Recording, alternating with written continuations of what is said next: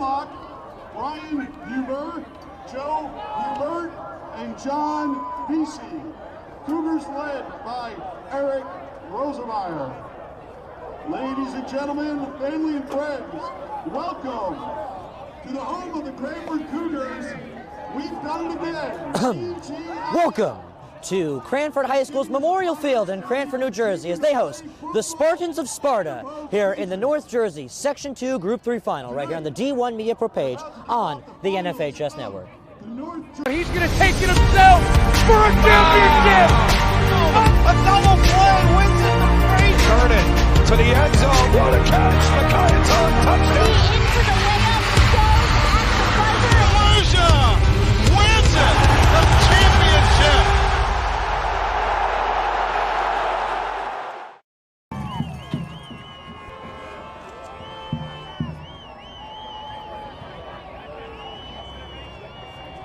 And welcome into Cranford, New Jersey. I'm Ryan Lauer, joined with Michael Sparati. Michael, we have an excellent sectional final this evening as the Cranford Cougars host the Sparta Spartans. Your keys to the game for us? Well, we got a shootout that we're expecting tonight here under the lights at Memorial Field. We'll start with Sparta, the 3 seed. Stop Colin Murray, the Cranford running back. He's been dominant all season long behind that really good offensive line of Cranford. That's a key point for Sparta. You got to win the line of scrimmage if you want to have a chance. The line of scrimmage has been somewhere that Cranford has owned this season, and that's a reason why they're 10-0. And for them, continue the formula. Something is working for the Cougars this season, and it's been working really well, and that's why they haven't lost the game yet. They've scored over 20 points in all of their matchups and established a passing game. We said stop Colin Murray, but how about through the air? Shane Van Dam, the quarterback, can get it done for Cranford. And Michael, now we have the sectional bracket for you that got these two teams to where they are today. Yep, Cranford just dominant.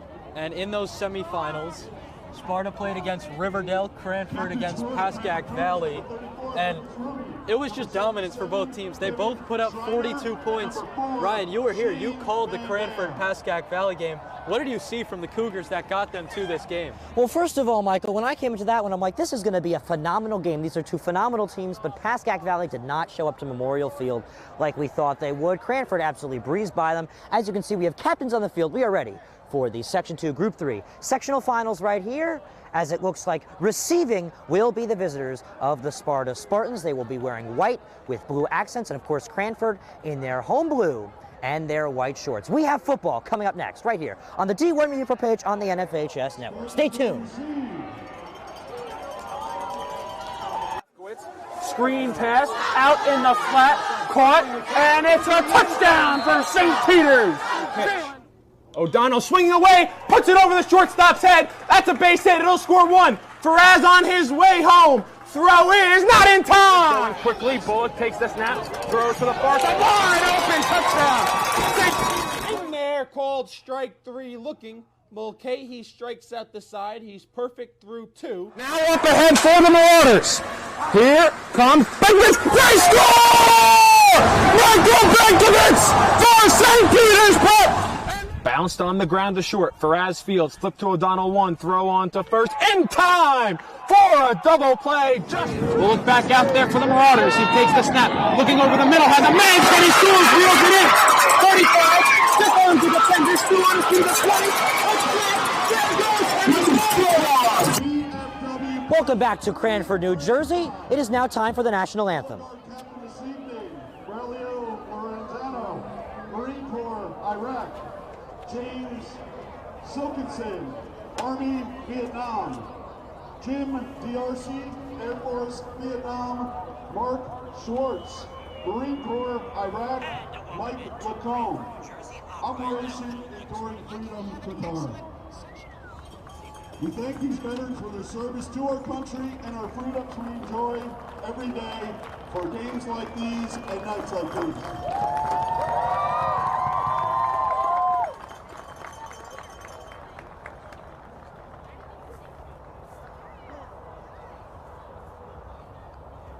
Please remain standing for the playing of our national anthem by Cranford High School Marching Band, led by Dan Chernowski.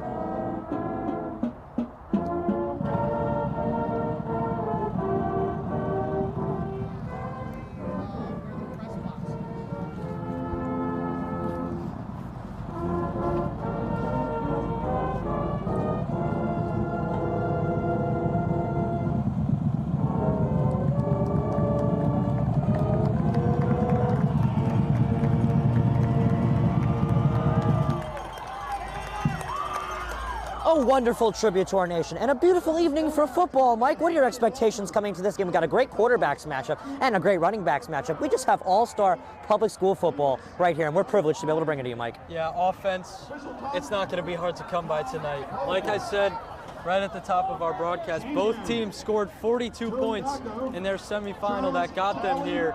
This is going to be a shootout tonight. Who will come out on top? We'll find out in a few seconds. Well, that was our national anthem, presented to you by the Cranford Color Guard and the Cranford Band. It is just a beautiful evening for football. A good attendance, Mike. Cranford always pulls up to watch their athletics. Cranford baseball, just as good as they are football, Mike. They were unofficial state champions in 2020, ranked in the top 10 last year. Their football team is going to try and match that with an undefeated season and a sectional championship. And a lot of the baseball players from Cranford, they're on this field tonight on the football team. And you said Shane Van Dam. He was one of the best hitters for the Cougar baseball team last season. And yeah, Mike, as you said, the Van Dam-Gallagher connection. They both play baseball here at Cranford High School. As we're getting ready to go, Liam Godwin will kick it off for the Cranford Cougars. Here, this sectional finals. Ryan Lowy, Mike Cerati, sectional final football. Section 2, Group 3 starts now. Cranford is ready. Let's play football here at Memorial Field. This is a squib kick that will roll all the way to the 10, and we have dirty laundry to get us started, folks, as that one rolls out of bounds at roughly the 10-yard line.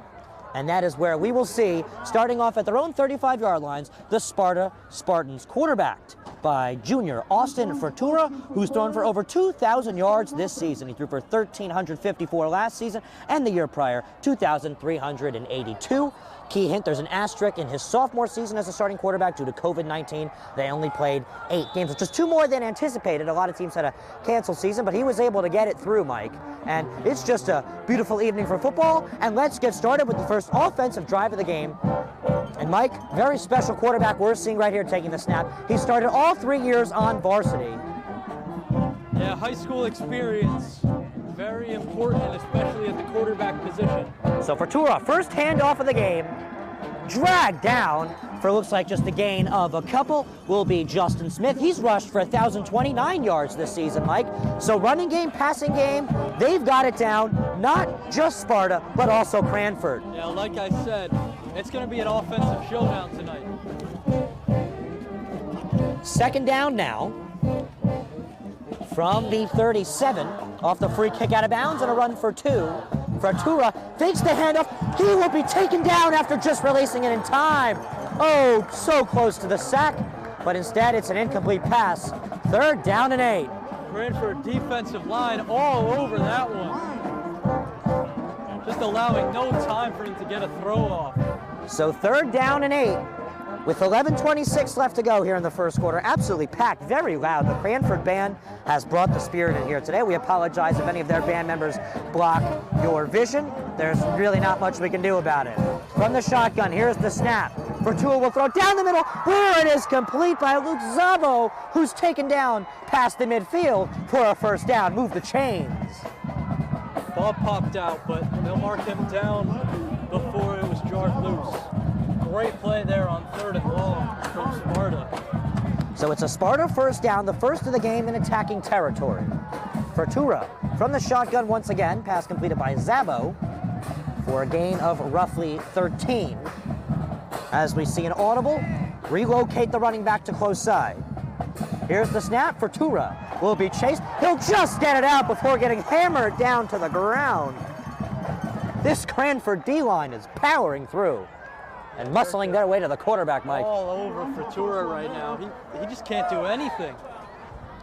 Not any breathing room at all for him. The offensive line is big too, but they've just been unable to handle the speedy Cranford defensive line that reacts to the snap better than most private schools in the state of New Jersey, I'm afraid. I said earlier, win the line of scrimmage. Sparta's not doing that right now, and it's hard to do against Cranford, and they're going to see it all night long on both sides of the ball. Cranford right now showing this season that they could take on some of the state's elite.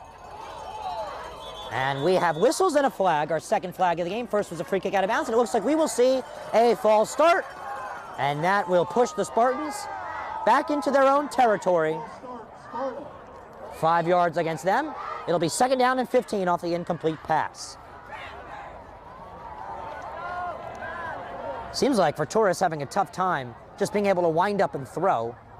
So we're going to see what the decision here. It's 2nd and long. Cranford can pin him to a distance for 3rd down. They've really put Sparta in a very tough situation, especially now that they're out of attacking territory. Vertura gets this one up, and it's picked off! The Cougars will come down the other side, all the way down into attacking territory. Finally dragged down at roughly the 38. That's number 22, Justin Broadback, the sophomore in Cranford. Take over on offense with an exclamation point. Pressure. Cranford won the line of scrimmage. Vertura, no time to throw, has to get rid of it. And it's Cranford football in great field position. And this is where we will see number 4, Shane Van Dam, who's thrown for 1,339 yards this season, take over on offense in attacking territory for the Cougars as he will work from the shotgun. Here's the snap, and the first play to no surprise is a handoff. Bullying his way on through is Colin Murray. And they'll drag him down. He'll do roughly half the job. 2nd and 5. Cranford are on offense in attacking territory. Murray didn't even go down there. His legs were moving that entire time, and the big offensive line in front of him helped him pave the way. And it looks like this will be our first commercial break of this finals, as there is a player down for the Sparta Spartans. We'll be right back. One of New Jersey's premier high school basketball teams gets their coverage from D1 Media Pro, and it goes like this. Finds Floyd to tie things up. Tie game! 62 apiece. 90 seconds. Floyd attacking and throws it down. Corey Floyd. A missed opportunity down low behind the back to Bueno and one. Lawrence with Floyd to lob it up for the slam. Too low for Dunn. Wilcher to Floyd. Brings it in and one on the lob. Thought about the 3, drive, baseline. Oh, what a start for Corey Floyd! Rowdy here with Corey. After the interception, Cranford have the ball in attacking territory for their first offensive drive of the game at home here at Memorial Field in Cranford, New Jersey. I'm Ryan Lowry, joined with Mike Sarati. And let's get football back going here for the Section 2 Group 3 sectional finals. Van Dam will receive the snap as he will fake the handoff. He's attacked, challenged, still on his feet as he rolls out of the pocket. He'll go forward. The QB sneak gets the first down for the Cougars. That's what Shane Van Dam does, keeping plays alive.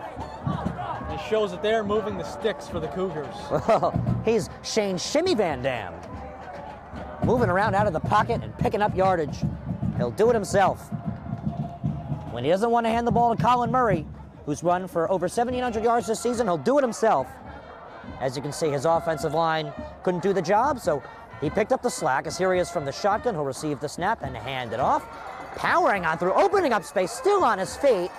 And finally going down. Looks like they're going to mark him a yard short of the first down, is Colin Murray. Now, you said Murray in your keys to the game is a player to watch for the Cougars. Yeah, Sparta's going to have to deal with a very versatile running back tonight. You saw the burst of speed. He gets the ball, and he is off right up the middle, and the offensive line only helps his cause. Well, he knows how to charge forward.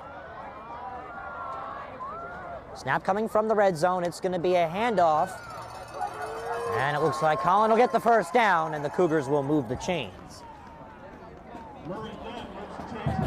Murray coming into this game with 1,700 rushing yards. Yeah, he is a really good running back, and you're seeing it.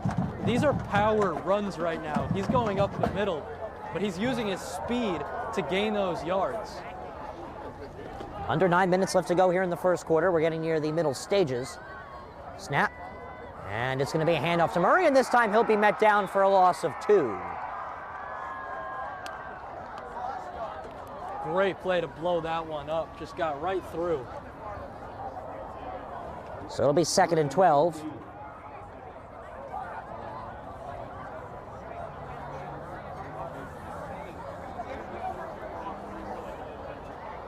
So it will be 2nd down and 12 for the Cougars. The snap from the shotgun. Fake handoff, Van Dam will roll on out. He slingshots one down the field where it is knocked away. Good defense there by Zach Palladini. 3rd down and long for the Cougars in attacking territory. That's a good look by Van Dam. He was being chased out, got it away on the run. It was a pretty good throw to the corner of the end zone, but better defense Now, Mike, to get rid of it. If I recall, you play Ultimate Frisbee. That looked like a sidearm ultimate Frisbee throw, if I do say so myself. Yeah, and you see that from Patrick Mahomes all the time. Yeah. Using that sidearm, and it works when you're rolling out to your dominant hand, and he was under pressure that time. The credibility of the arm from Shane Van Dam, as last season he threw for 571 yards in their shortened season. Obviously stepped up this year as the team is undefeated coming into this one with a full season, as Van Dam will once again look to throw. As he gets taken down, he will gun it for an incomplete pass. It's 4th down. And it's now decision time for head coach Eric Rosenmeyer of the Cranford Cougars. And he comes into this one with a record of 130-56 as a head coach in his 17 seasons with the Cranford Cougars. So obviously the athletic department knows the formula is proper. Yep, and they've seen it this year. Rosenmeyer's done a great job leading this team, as they're going to go for a field goal. Godwin's first appearance on this field this evening was a squib kick that went out of bounds for a free kick out of bounds. This will definitely make up for it, as it will put Cranford on the board first, as this one is high, deep, and they're going to say it's good. So the Cougars get us started this evening here in the Section 2, Group 3 Finals. Cougars up 3-0, Mike. And they started that drive inside the Sparta 40. Keep that in mind. When you have great field position like that, you want to come away with a touchdown, and you don't want much less, but you'll take a field goal. Early in the game, they get on the board first, and it's a championship. You want any points you can get. So the Cougars will once again kick it off for the 2nd time this evening. This time they will kick it off with a lead. And well, Sparta was able to work into attacking territory. False start pushed them back out, and then an interception. The play right after gave Cougar way for a lead. They're up 3-0 here this evening with 7 minutes and 57 seconds left to go here in the first quarter. Ryan Lowry on the call, joined with Mike Cerati. Godwin now to kick it off for the Cougars. Godwin stands at 6'2", 175, as this is once again a squib kick. This one will be picked up on the hop by the Cougars. Curling on in is Doyle, and he will be taken down. Where are they going to mark him? And we're waiting for the official marking. It looks like they're going to say around the 35, maybe a little short of that one. Second drive of the game, first one results in an interception. Mike, what do you say they do this time? I mean, the offensive line is going to have to step up a little bit. I mean, Sparta wants to throw the ball, and they have the passing game to do that. Cranford D-line was just blowing everything up. Sparta now back on offense. Here's the snap. It's going to be a fake handoff. He's going to roll on out himself. Fortura opens up the field into attacking territory once again. Move those chains, Sparta Spartans. Down 3-0. They pick up a first down. A quick play right there. Quick thinking. Yeah, really good play. The read option, Fortura makes a great read, keeps it himself. And they move into Cranford territory. Snap from the shotgun now from Fortura, as he will take a peek to his coach Frank Marciano in his 12th season. As he will look to throw far side. Pass is complete at the 40. And it looks like it'll be just a couple yards short of the first down. Pass completed there to Luke Zabo, who has 2 receptions on the day for the Spartans of Sparta. Both these teams not shy of the winning section of their record. Sparta, though, started off the season with 2 tough losses, Mike. So yeah, but they got back 8-3 now. But it comes down to this in a championship. Just getting it off in time, throwing it right down the middle is Fortura. We're going to see a stiff arm and a pile at roughly the 28. Pass caught there by Brady Doyle for a first down. Spartans trying to respond and take a lead. Cranford have not yet been down this season, Mike. Sparta moving the ball right now. Not what Cranford wants. They come out, they get a field goal to open the scoring, and now Spartans working down the field in the hands of Fortura. Well, Jamie Kondrak is the defensive coordinator for the Cougars. Let's see what he has in store. The formula's been working this season, to no question. Fortura will hand this one off. And curling on by this time for the Sparta Spartans will be Justin Smith. And we are halfway through the first quarter. It's 3-0 Cougars. Oh, Mike, the band is getting going this evening. They are. That brings a whole nother atmosphere to high school football. Even in the college game, you really hear that band at the highest of levels. Here's the snap for Tura. Not challenged this time as he guns one down the field. He was given plenty of time to throw a completed pass, going his way onto the end zone for a Sparta Spartans touchdown. Brady Doyle. And this is how Cranford will be down for the first time this season. It's in the Section 2 Group 3 finals versus the Sparta Spartans. The connection between Doyle and Fortura. We're going to see it all night, Mike, and we just saw it there. How about that? Doyle, 3 receptions on the drive, caps it off with a touchdown, and Sparta on top. And now we will see Sparta's special teams unit for the first time, as Cancel Jack is out to kick the extra point, as this one is bombed up and through. So Sparta with a 4-point lead off the touchdown. The Boyle connection with Fortura. We'll be back. Cranford back on offense next. Right up the middle, barreling towards the goal line. Baldwin is in for a Vance touchdown. Right down the middle, man. This guy, and he keep going, and he the ball's loose. And they hop back on it, and that's a touchdown. Short punt, bounds at the 35. Fielded at the 40 by Quick. Out to the corner. He's got blockers and a lot of green grass in front of him. Cuts back. He's in for a touchdown. Swing pass in the flat. If he gets to the corner, he's going to get in the end zone. Touchdown. Good job, block. 3rd down and 17. A handoff. Getting to the outside. There's a hole. There's a first down. And all the way to the races is Elijah McWilliams to the house for a touchdown and for an IMEC for a division championship.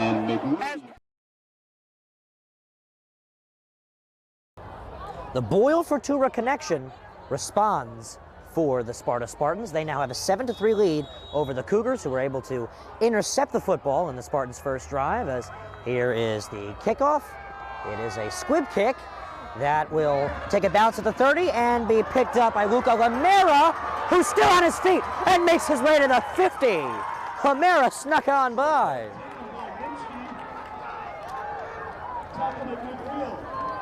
And it's a Cougars first down, Mike.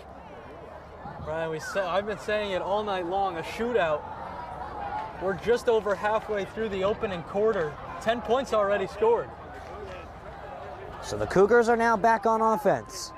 Cranford trying to retake the lead. Great return, great field position. We know they're certainly capable of taking a lead. They've done it all season. Here is a handoff to Murray. Murray's out far side. He's got space. He cruises all the way past the 30. And Cranford are doing the dirty work in the opening plays of their second drive. Offensive line just paving the way for Murray. He goes out right. There's no one even near him. He just turns on the jets. Well, Murray's moving those chains like a seagull flying in the air. It's a Cranford first down.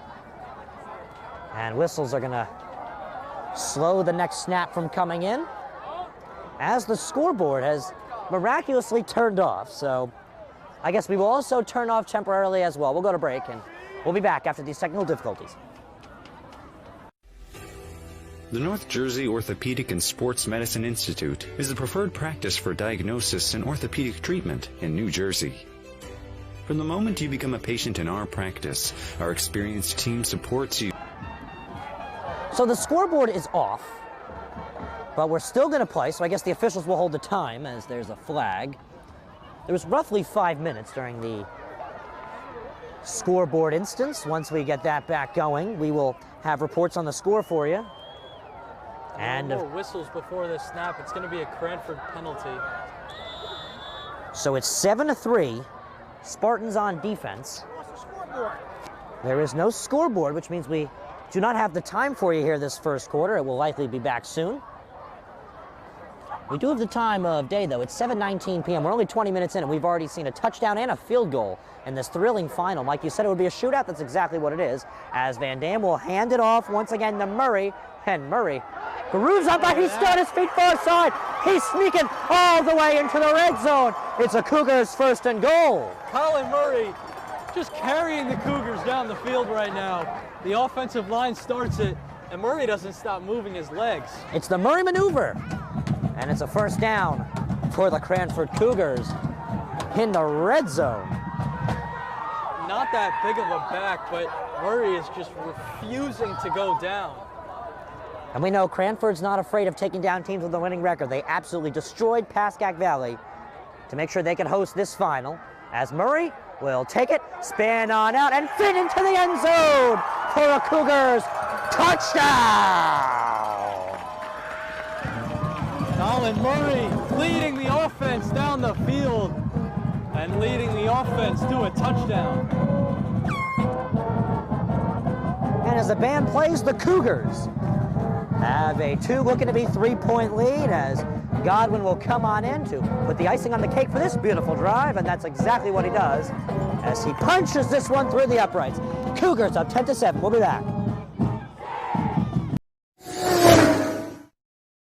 The middle, barreling towards the goal line. Baldwin is in for a Vance touchdown. Right down the middle, man.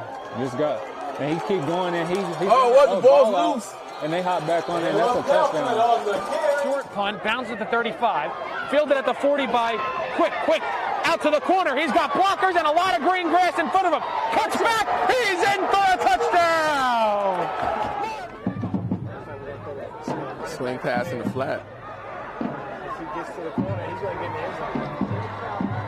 Touchdown. Good job, block. Third down and 17, a handoff, getting to the outside. There's a hole, there's a first down, and all the way to the races is Elijah McWilliams to the house for a touchdown and for an IMIC for a division championship.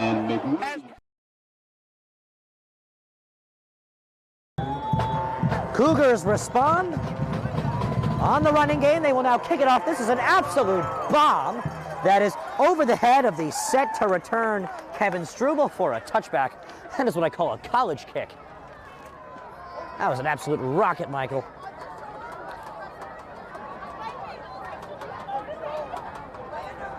Now Sparta's going to face something a little different. Both of their first two drives started at the 35. Now they're at the 20, so seeing a little bit of a new look. Yeah, reminder too, in high school, it's not the 25 off of kickoffs, it's the 20, as it looks like there's power back in the booth, which is good news because that means the scoreboard should be back in the ensuing moments. Here this first quarter, it's officially 10-7 Cranford with the lead back on defense.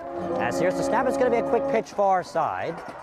And cutting on and still on his feet, still inbounds, as it looks like the ball came out. The Cougars think they have it. Do they have it? Yes, they do! The Cougars take over! The Cougars take over! One play and a handoff that was given immediately on the quick pitch to Justin Smith is fumbled, and the Cougars are back on offense. So that's a swing. They retake the lead, go back up 3. Now they get the ball at the 30-yard line, threatening for more. And Mike, with a fumble, we have a scoreboard again. 5:16 left to go in the first quarter. That's very relieving. Cougars are now back on offense. They're looking to add some comfort to their leads. It looks like the scoreboard is incorrect at the moment. It says 5:16. The officials will try and fix that. Yes, they did. 4:41 is the official clock here in this first quarter. So it hasn't been the fastest game, but it's been a high-scoring, as you'd say, shootout, Michael. Hasn't been the fastest game. There's a lot of clock stoppages with all these points. So here's the snap. Fake handoff, Van Dam rolls on out. Van Dam slingshots one down the field where it is in and out of the hands with a view obstruction. As it looks like there was a fake punch there by Greg Peters on the Sparta Spartans that I think blocked the view of the intended receiver. So smart defense. Carter, the junior, was the intended receiver there. That's an incomplete pass in and out of his hands. Second down and 10. The Cougar offense is shining. They have a touchdown and a field goal, and now they will hand it on off to Murray. And Murray is met on down at the line of scrimmage. That's what you have to do to stop the Cranford offense. Win the line of scrimmage. The offensive line has been one of the best places for Cranford all season long. If you can get past them, you're going to have a lot more success. Well, Mike, it's safe to say the problem is once you handle Murray, you have an entire receiving corps that's been dominant this season. So it's quite tough right now if you're a Spartan defender. Shotgun snap coming at roughly the 35 in attacking territory for the Cougars. Murray lined up close side. Shotgun snap comes. Fake handoff, Van Dam slingshots one down the field, and it's once again in and out of the hands of, this time, the baseball phenom, Will Gallagher. Gallagher committed to Ryder for baseball, and he's been the top receiver for Cranford this season. So Gallagher could not come up with it. Gallagher, the senior 5'10", playing his last, well, I'm not going to say game, because if they win, they keep playing, but last, I guess you could say series of games, his last season as a football player. So obviously the sport very special to him, but there's one sport that's more special, and you can see that home field across the street. That is the Cranford Memorial Baseball Field. Gallagher, the shortstop, really good baseball player, but he's been really good on the football team too. He can do just about everything. Phenomenal athlete, as whistles blow, and we have a flag false starting and moving Cranford back 5. And the crowd does not like that one. So off the false start, it will now be 15 yards to go for the Cougars. It is 4th and very long right now for Cranford. Offense staying out there. 4th and 15, as you mentioned. Van Dam is in the game. I will also say Godwin can kick the football unlike any other public school kicker, but they don't want to challenge him from this distance. So Van Dam will throw. As he's challenged, he slingshots one down the field, and the pass is incomplete. Intended for Dan Abramson. Oh, he was just so close to the miracle football play, but Cranford will turn it over. Really good play that they had drawn up.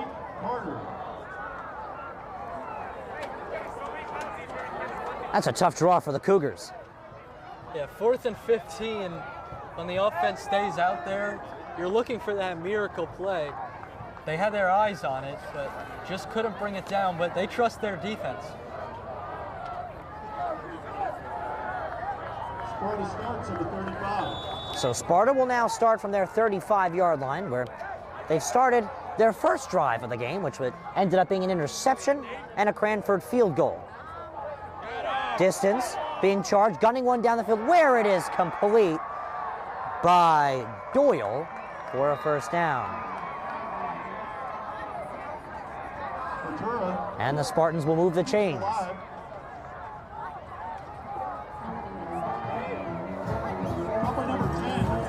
So first down with 3:25 left to go here in the first quarter. Fortuna from the shotgun. Here's the snap. It's going to be a handoff and dragged down for a gain of minimal is Justin Smith. It will be 2nd down and 9 for the Spartans. Mike, it's been a game of throwing, but it's also been a season of running for Sparta. Yeah, they have the offense going. Part of the problem, Cranford D-line, they can't run too much. Fortuna will roll on out. He'll take it himself, and he'll cruise on out of bounds to the Cranford sideline for a gain of what looks to be roughly 3. It'll be 3rd and medium now for the Spartans. And the Cranford bound loud and enthusiastic this evening. They're on their feet here this chilly evening. Mike, we have our gloves, our jackets on. We're ready for just about anything. Last week, we had the Cranford game where they hosted Pascack Valley to qualify for this one. It was absolutely frigid temperatures. Not as bad this evening, but the temperature will drop as we continue throughout the football game. Fortuna from the shotgun. Snap coming from the 39. Third and medium. This one is lobbed down the middle, and the pass is incomplete.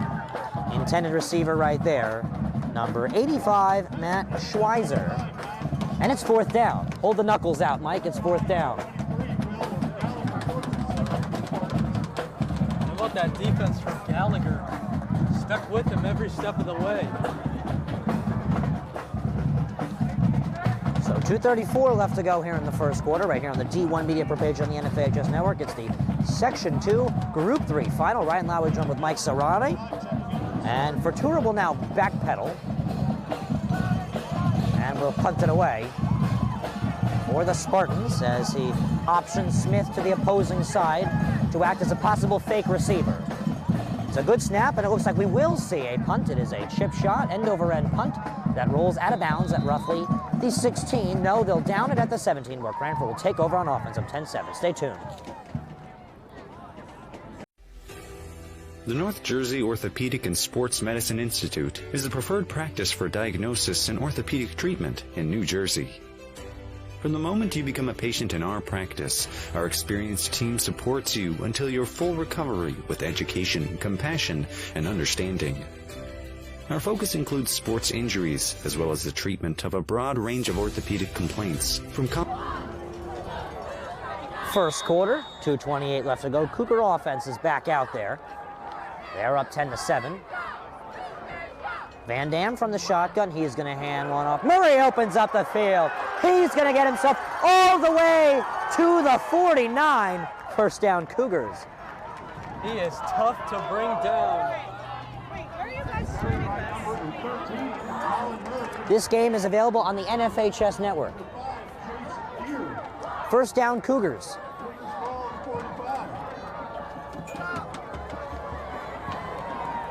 A big run right there opens up the field for the Cougars. We saw Murray coming into this one with over 1,700 yards do the job on the only Cougar touchdown this evening.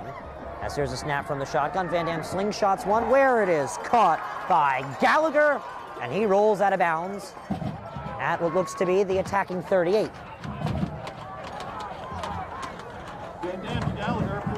1:52 left to go here in the first quarter. 10-7 Cougars. And Mike, we're seeing this Cranford offense once again act magical. They don't punt the ball away a lot. They don't, and they don't need to. They do the job. Van Dam from the shotgun is going to hand one off. Cutting and still on his feet. Oh, they're going to have to send the entire team to drag down number 13, Colin Murray. Colin Murray, he uses his speed, agility, and he just won't go down. Yeah, he's movable, Murray. He's got quick feet. As Van Dam will now communicate with Rosenmeyer. Again, Rosenmeyer, 130-56 is his career record in his 17 seasons as a coach for the Cranford Cougars. Here's the shotgun snap. It's going to be a fake handoff. This ball is passed down the middle and incomplete, in and out of the hands of Lucas Ruby. So with the ball on the 34, 4 yards to go for the Cougars. Cougars have had some trouble holding on to a couple passes today. 1:13 left to go on the clock. Snap will come from the shotgun. One to the left, two to the right. Here's the snap. It's going to be a handoff to Murray. Murray powers through. They'll give him the first down with a comfortable yard over. Move the chains. Cougars trying to add on to their 3-point lead this evening here at Memorial Field.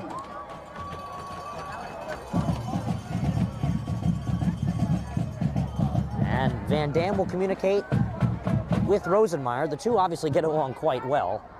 Van Dam's second season at the helm of the program, doing the quarterbacking. This year he's having a career year that any quarterback could ask for, as now he will see his arm as he's challenged. He bombs one up, where it is into the breadbasket of Will Gallagher for a Cougars touchdown. Willie Wonder As you said, he committed for baseball, he catches touchdowns for football. Well, how about that throw from Van Dam? He's rolling to his left. He doesn't throw it his left, but he puts that one on the money for Gallagher to come down with it. And as I like to give the analogy, if you put a basket right there, it would fit right in, as the extra point is high, smooth, and as usual, good by Liam Godwin. A perfect throw from Van Dam, a perfect catch from the dual sport phenom Will Gallagher gives Cranford a 17-7 dual possession lead. We haven't seen that yet this very lengthy first quarter, but the Cougars are most likely going to go into the second quite comfortable. 39 left to go on the clock here this first quarter.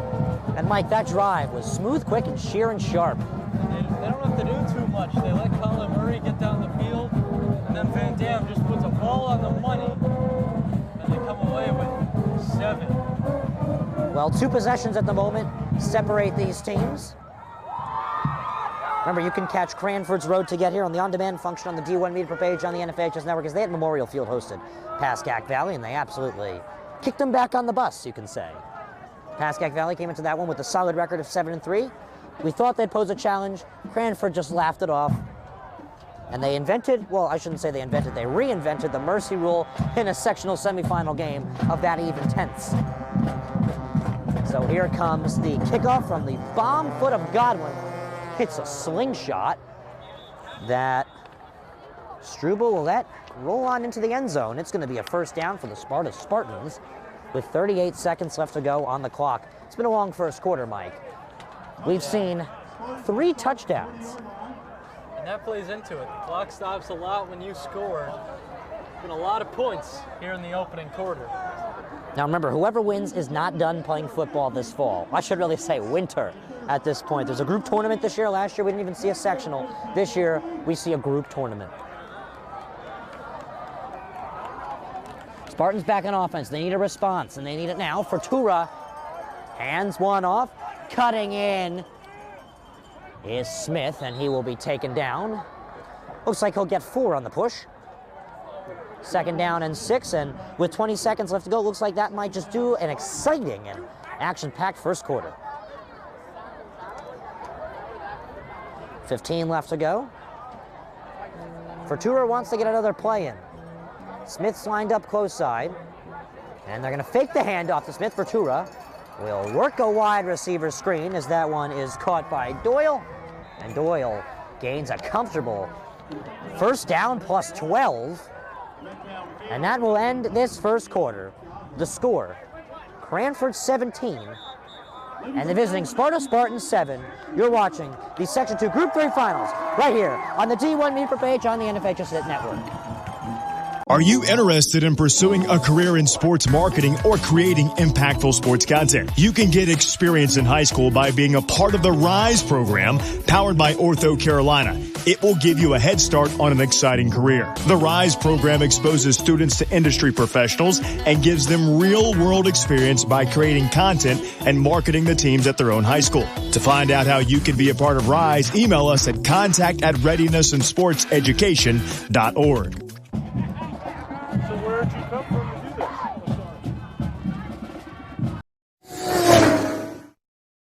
The middle, barreling towards the goal line. Baldwin is in for a Vance touchdown. Right down the middle, man. This guy, and he keep going, and he the ball's loose. And they hop back on it, and that's a touchdown. Short punt, bounces at the 35. Fielded at the 40 by Quick. Out to the corner. He's got blockers and a lot of green grass in front of him. Cuts back. He's in for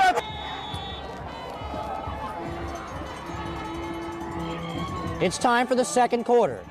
Challenged, still on his feet, rolling on out, slinging one down the field, and the pass is a little bit too strong to Doyle. It's now going to be second down, as down will be Fortura. Whistles blow. It's an official's timeout. Fortura is slow to get up as the trainers will come on in. That means we'll take a break. Stay tuned. The North Jersey Orthopedic and Sports Medicine Institute is the preferred practice for diagnosis and orthopedic treatment in New Jersey. From the moment you become a patient in our practice, our experienced team supports you until your full recovery with education, compassion, and understanding. Our focus includes sports injuries, as well as the treatment of a broad range of orthopedic complaints, from common tendon ailments and arthritic joint pain to traumatic injuries. Our facility offers an on-site physical therapy suite. In conjunction with specifically designed exercise programs, non-invasive and advanced healing technology, we can not only address the current injury, but also find the underlying cause, such as muscle weakness, imbalance, or improper form. We also offer non-surgical modalities.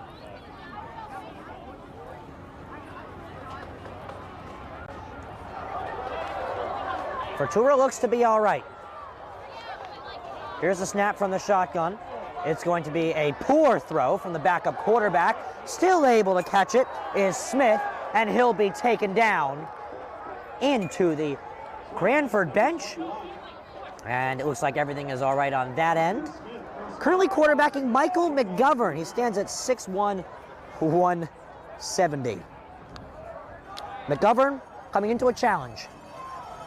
And here comes Ventura back into the game. Yeah. It's going to be a tough one for McGovern. Obviously his first throw. Got the nerves out. So Ventura currently right now back in after a scary injury for the Spartans, as he will take the snap. He's challenged. He just gets it off in time. This pass is incomplete, intended for Doyle, as now we have flags. That ball was knocked away by Lamera, as there's flags on the field. We're going to see what this one is. And it looks like it's going to be a late hit on the defense. A personal foul. Holding going against Cranford. Oh, it's a holding, they're going to say. Let's see. Yeah, the head official's going to say it's a defensive holding. And that's going to push into attacking territory the Sparta Spartans. So that should move the chains. Now, I don't know if that was just me, Mike, but it looked like that flag. Penalty, looked like that flag came in a little late for a hold, but it's going to be a handoff with open space, and shoved on down is Justin Smith. And that will move the chains. It's first down. Big hit there. Yeah. Mike, I'll say one thing. It was supposed to be frigid temperatures. My fingers are a little frozen, but, you know, not terrible. Snap coming from the shotgun. It's going to be a handoff where Smith once again finds an alley, and they'll have to run him down for a gain of roughly 7. It'll be second and short.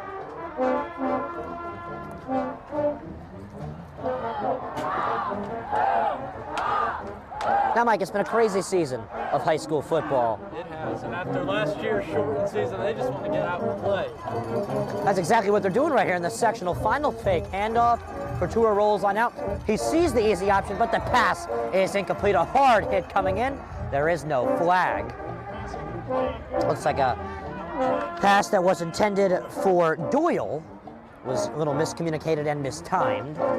So it will now be, with still 4 to go, third down.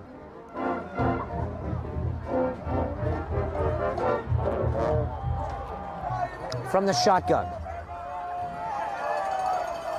Ventura. To the right, to the left. We see even trips. As this ball will be gunned down the field on the one-on-one. This pass is complete. Oh, they're going to say it was caught. My Lord, it's a completed catch and a first down. A heave of a throw from Ventura. And what a grab down the field. That was a special catch for a special receiver of Luke Szabo. First down in the red zone. As here's the snap fake, handoff, and it's going to be incomplete, spiked. As right up the alley of Ventura right there was Lucas Ruby. Ruby read that one perfectly. All over Ventura immediately. He just had to get rid of it, throws it into the dirt. So it's second and goal and 4 yards needed for the touchdown. Sparta scores. We're back within one possession. Difference is currently 10 at 17-7 this second quarter. Here's the snap. Ventura will hand it off as Smith finds the end zone for a Spartans touchdown. Touchdown, We don't hear this that often, Michael, especially this season. But that's how you silence Cranford. Great catch, gets them all the way down the field, and they cap it off with a rushing touchdown right up the middle. And we have a ball game. Now, Mike, we've covered a lot of Cranford sports here on the D1 Media Pro page on the NFHS Network. Their baseball team absolutely dominates. Their soccer teams are very strong. Their lacrosse teams are usually over 500, so we don't really hear this Cranford crowd silence that often, as this is a completed kick. And it is within 3 now. Cranford back on offense within a 3-point difference. That was quite the throw. Just a couple plays prior to the touchdown that Smith tipped off.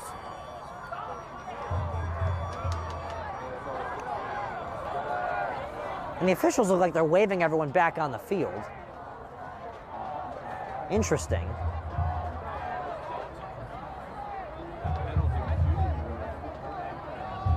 Looks like the officials for a second were waving everyone back to the 2-yard line, but that's not what they will do. It will be a kickoff for the Sparta Spartans. It will come from Canceljack. Braden Canceljack with a completed extra point. He's 2 for 2 today. He will now kick it off from the 40.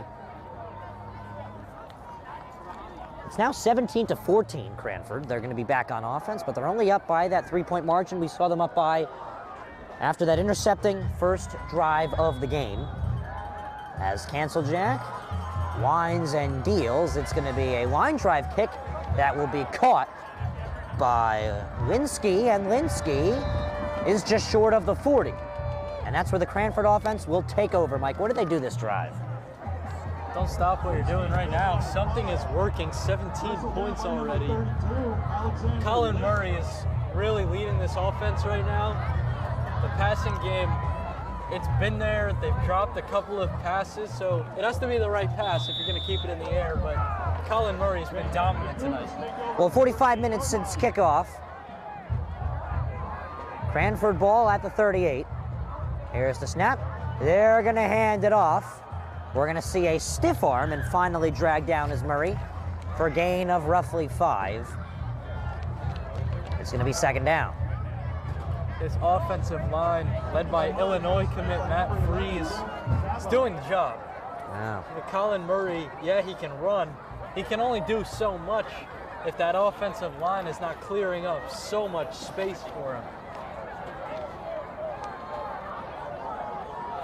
Van Dam now from the shotgun, second down and 5. Here's the snap. Van Dam throws one, and it's a little too high to the intended receiver of Lucas Ruby. Third and medium for the Cougars, and Van Dam is quite comfortable. He has a lot of time to throw the football. Offensive line, again, we've been saying it all night long. They do a lot for Cranford, and you're right, Ryan, they're showing it. Van Dam is just not pressured at all. 36 for the Cougars. Yeah, he's definitely been comfortable this year, and that's why he's spearheaded this team to an undefeated double-digit win record. As they're going to hand it off. Murray finds a lane. Murray's on his feet. Murray is all the way inside the 40 for a Cougars first down. Colin Murray, that time he did it himself, escaping a few tackles, getting all the way to the 38. So Cranford first down in attacking territory. Van Dam gives the audible. He gives the directions to the far side receiver, Will Gallagher. Now 1 to the right, 2 to the left. Here's the snap. Handoff, Murray. Colin Murray is still on his feet. He'll be pushed by the offensive line to gain a few extra than expected, and it looks like he's got about 7 for second down. Murray having a career season, and he's having quite the football game this evening. Responsible for Cranford's first touchdown to give them the lead back. So trips far side, and we have one close. Here's the snap from Van Dam. He will throw it. He sidearms one, and it's tipped by Carter, but not completed. Third down. That's the problem, and the only problem that Cranford's had with their passing game tonight. It's really cold. These balls are going to be a little hard to catch. You know, Van Dam has time to throw. He's putting these balls in a good spot, but sometimes the receivers can't come down with it in 3rd and 3. So 3rd down and 3 for the Cougars. Van Dam. No surprise, they're going to give it to Murray, and Murray is met down. He loses the football, but they're going to rule him on the ground already. 4th down and short. And I think it would be wise of Rosenmeyer, with an offensive style team like this, to keep the offense on there. Yeah, they're not going to hesitate to stay on the field. They trust their defense, and they also have faith in their offense to come make a play on 4th down. So the Cougars remain out on the field with their offense. 2 to the left, 1 to the right. Here's the snap. They're going to fake the handoff. Van Dam rolls on out. He's challenged. He just gets it off in time. The pass intercepted. Chase Greer. So maybe not the yardage that the Spartans wanted to start with, but after a little taunting and it being a 1-possession difference, the Spartans are starting to fit back into this football game comfortably. Definitely not the yardage. They lose. I think they're going to say mathematically, yeah, 10 probably. Yeah, they're going to lose 11 yards on that interception. They get the ball though, so it's a dangerous play not to take away the ball on an interception, and now Sparta gets it back. Well, Mike, let me also say this. The Cranford faithful and, of course, the Spartan faithful are out there, and they're loud, as here is a handoff. Smith sneaks by. Smith still on his feet. He will finally be dragged on down after pulling the tackling Cancio with him to move the chains. It's been a loud one, Michael, and it's been a fun one so far. Championship football, it doesn't get much better than that. And remember, the road to the state championship is always fun. Here's the snap.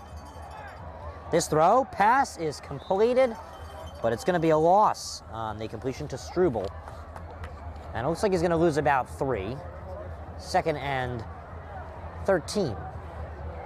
And they're going to put the ball on the 35 on the far hash marks.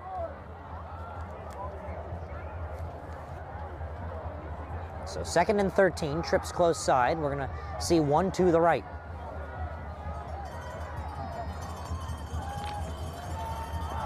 Here's the snap, ball thrown down the middle and caught for a 1st down.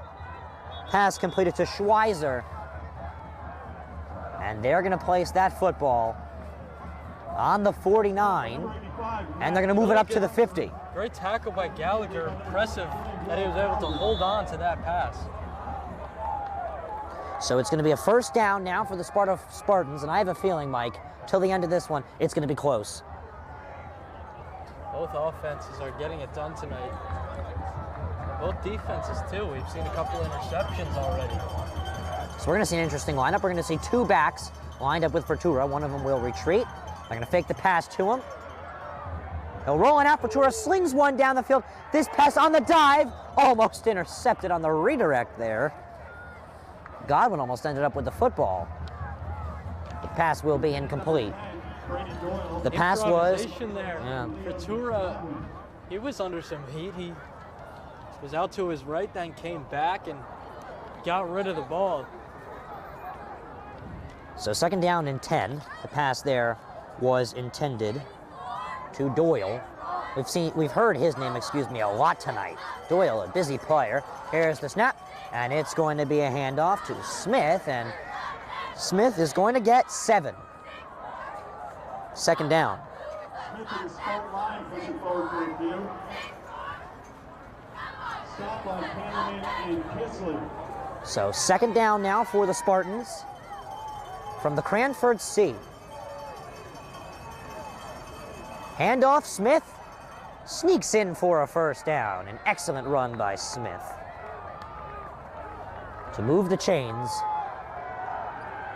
as we're just over halfway through this 2nd quarter. Mike, that clock's not rolling, but that scoreboard is just ticking upwards.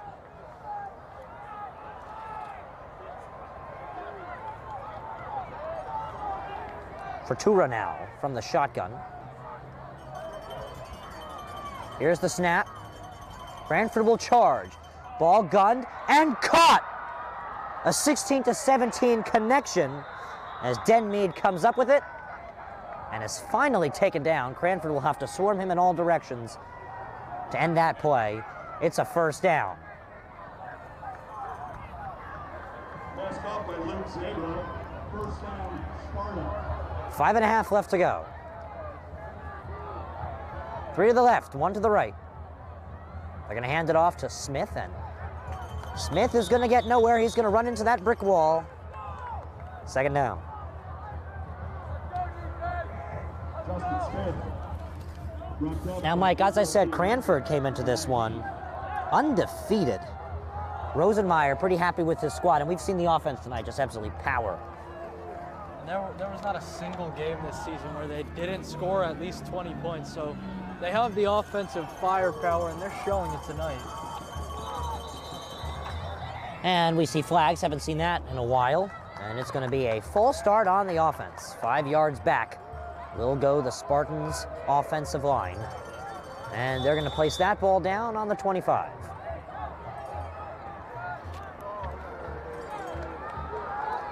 Second down and 15, a 4:40 running clock here in the second quarter. Cranford will get the football in the second half. Here's the snap. Fake handoff to Smith. Quick backwards lateral throw to Struble, and Struble will be taken down for just a couple. So all that for just a little. Swing pass number 6, Struble. Stop number 6, Luca Lamera. Lamera on the tackle. And Mike, Cranford baseball, how do you think they're going to do this season? That's the other big sport they talk about in this township. We will see. Obviously, led by Ryan Jaros, the Georgia Tech commit. We'll see how they do. They have the pieces to be a great team. Here's the snap. Quick throw into the end zone. And it looks like it's going to be picked off in the end zone. A game of scoring and a game of interceptions as Gallagher ends up with the football. Second pick of the season for Will Gallagher. Willie Will G. Gallagher, he's not even going off the field. He gets the interception. Now he's going to line up as a wide receiver. He's doing everything tonight for the Cougars. That's a big momentum shift as Sparta had some good field position. Gallagher, the Cranford prodigy. He's going to definitely be a contender for Athlete of the Year down in Cranford. Just a phenomenal player. Van Dam from the shotgun, and it's going to be a handoff to Metdown Murray at the line of scrimmage. 3:40 on a running clock here in the second quarter. Cranford survive what could have been a lead given back to the visiting Spartans this finals. Will Gallagher putting in the dirty work. Snap coming from the 20. And they're going to hand it off. Picking up, and they're going to say 7 is Murray. So Murray gets 7 with 3 minutes left to go here in the second quarter. They'll place the football at the 29. And they're actually going to say it was 9. So generous placement there. Third down and 1. Van Dam from the shotgun. Here's the snap. And they're going to hand it off, and Murray's going to find a lane. Murray's going to stay on his feet. Murray's going to get all the way to the 50. He's going to cut onto the 40. He's going to sneak out of bounds at the 35. I thought he was going to keep going and shimmy round. He's having quite the evening. There is a flag. I think it's going to push him back. Mike, what'd you see? I'm thinking maybe a hold. Or maybe an illegal block in the back. We're going to see what it is.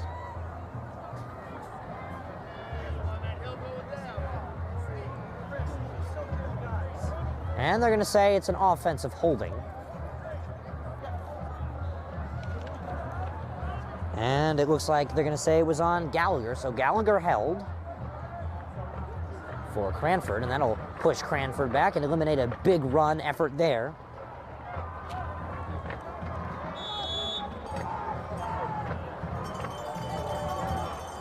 It will be a first down. 2 minutes, 40 seconds left to go here in the second quarter. The Cougars will convene as Van Dam will return. Cranford, a team that does not need to huddle much. They know what they're doing, and that's Colin Murray. He's going to get the ball. They're going to feed him with the success that he has had tonight. Another flag. And well, Cranford will get pushed back once again, as all the fingers will point on the Cougars, and the official signal will be a false start. 5 yards back move the Cougars. 1st and 15.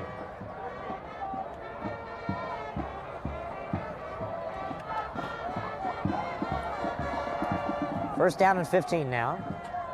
Van Dam from the shotgun. He's going to fake a handoff. Didn't sell it quite well, but he was able to get the ball off in time. This is a gun that is too strong for Gallagher. We're hearing Gallagher's name a lot this evening.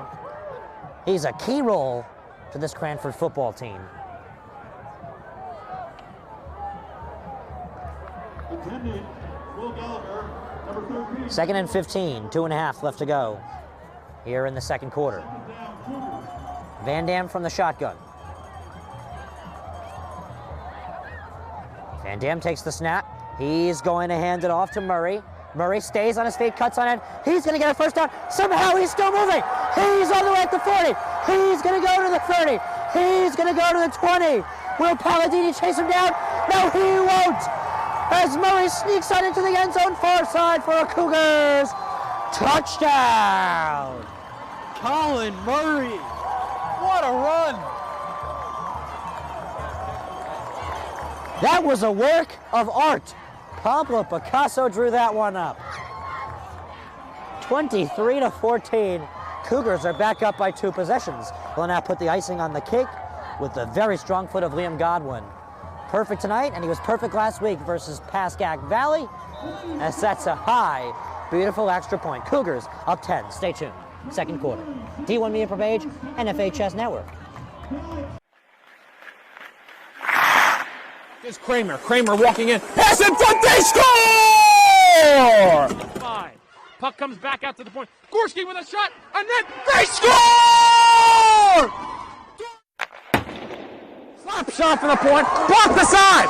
Here comes Ken Bishop walking in short-handed. He scores! Up ahead for the Marauders. Here comes Bigwitz. They score! Michael Benkovitz for St. Peter's Pup, and they lead it 3-2. The celebration is underway. The horn sounds, and the Glen Rock Panthers are the McGinnis Cup champions. But that's going to do it. The revenge tour is complete.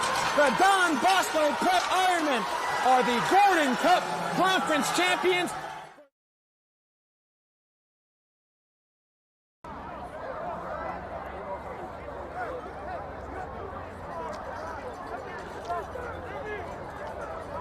Well, Murray is moving this evening. Another Cougars touchdown. They're up by 10.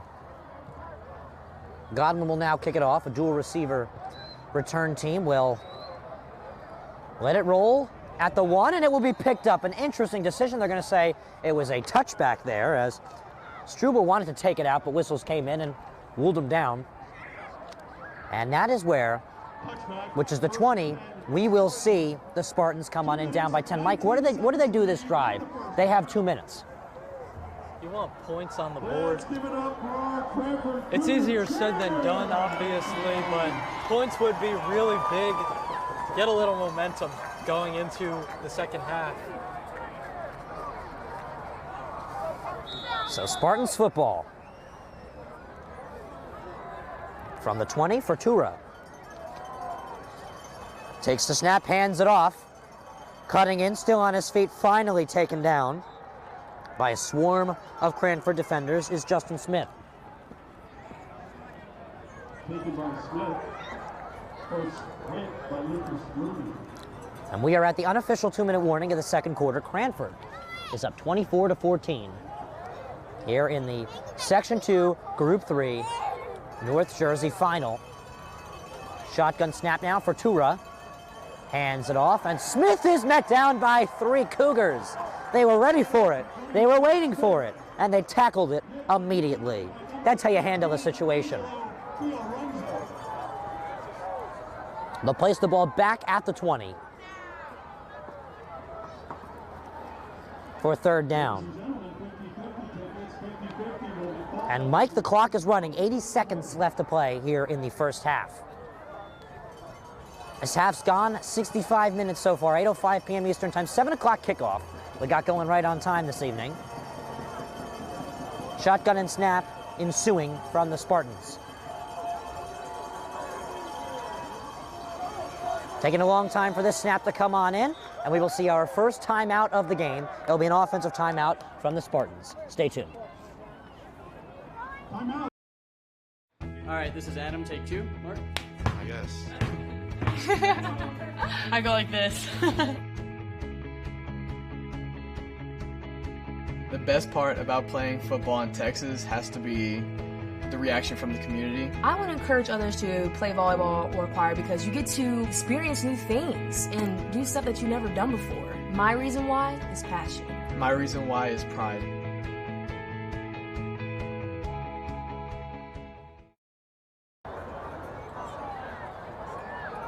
As the timeout completes and the Sparta offense gets back on, the Cranford defense will do just the same. Here this second quarter, we have 1 minute and a second left to go.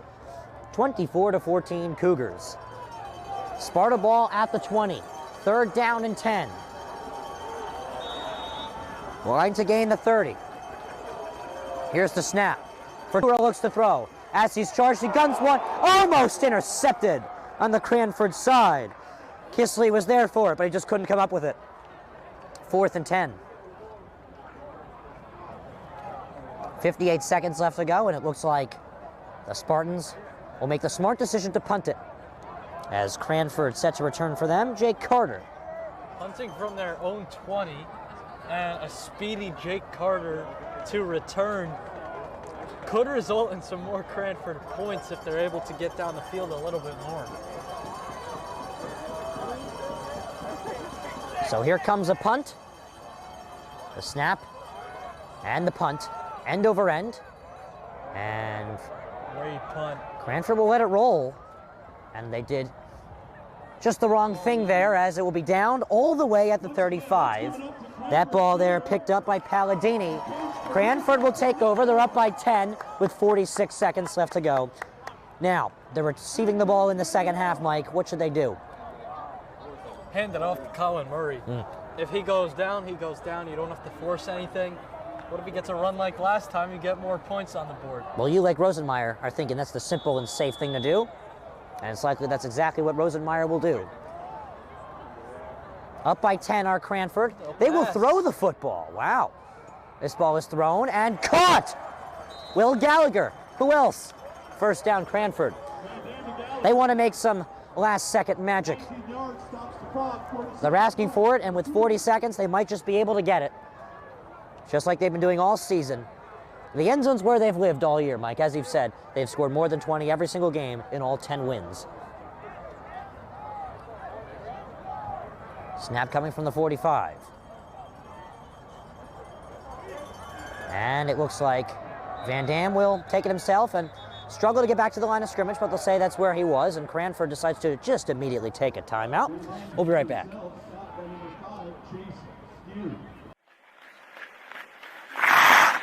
Here's Kramer. Kramer walking in. Pass in front. They score!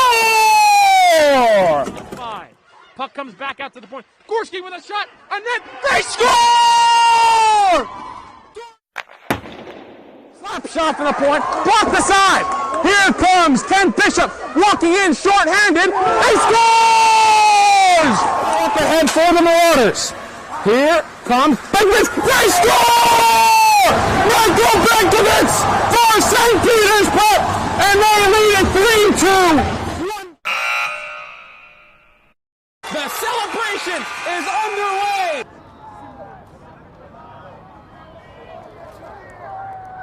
.35 seconds left to go, second down and 10 off the Cranford timeout here in the first half. Van Dam from the shotgun, he takes the snap. He will lob one down the field where it is tipped away. Oh, a brilliant read there from Todd Morrow. And it's going to be third down and long. In 4-down territory, Mike, so keep that in mind. But it's third down and 10 for the Cranford offense. And Van Dam will talk with Rosenmeyer personally. And we'll see what the Cougars elect to do here. Do you give the ball to Murray? That's what I said last time, and Van Dam went through the air, so we'll see. Now that it's third down, it's a different story. Van Dam takes the snap at the 50. He's back in his territory. Snap came from the 45. Van Dam will cut back on in and be taken down for a loss of 4. And unless we see a timeout come from the guests, that will likely be the end of this long and exciting shootout-style first half.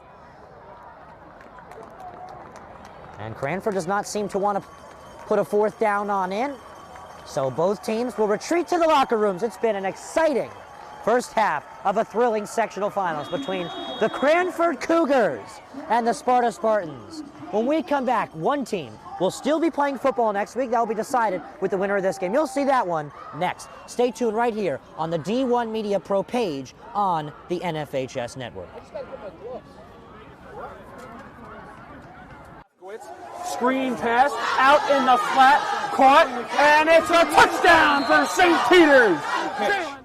O'Donnell swinging away, puts it over the shortstop's head. That's a base hit. It'll score 1. Faraz on his way home. Throw is not in time. Going quickly, Bullock takes the snap, throws to the far side. Wide open, touchdown. In there, called strike 3 looking. Mulcahy strikes out the side. He's perfect through 2. Now up ahead for the Marauders. Here comes Biggins. They score! Michael Benkovitz for St. Peter's Prep. Bounced on the ground to short. Faraz Fields flipped to O'Donnell 1. Throw on to first in time for a double play. We'll look back out there for the Marauders. He takes the snap. Looking over the middle. Has a man. Can he scores? Reels it in. 35. Stick on to defenders. 2 on his feet. 20. There goes. Once again. Hit in the air to deep center field. Sicka moving on the back at the wall. It's gone! Ellis Reed with a 2-run blast. And the Marauders have a 6-0 lead. St. Peter's Prep has the best coverage for its student athletes. Why don't you?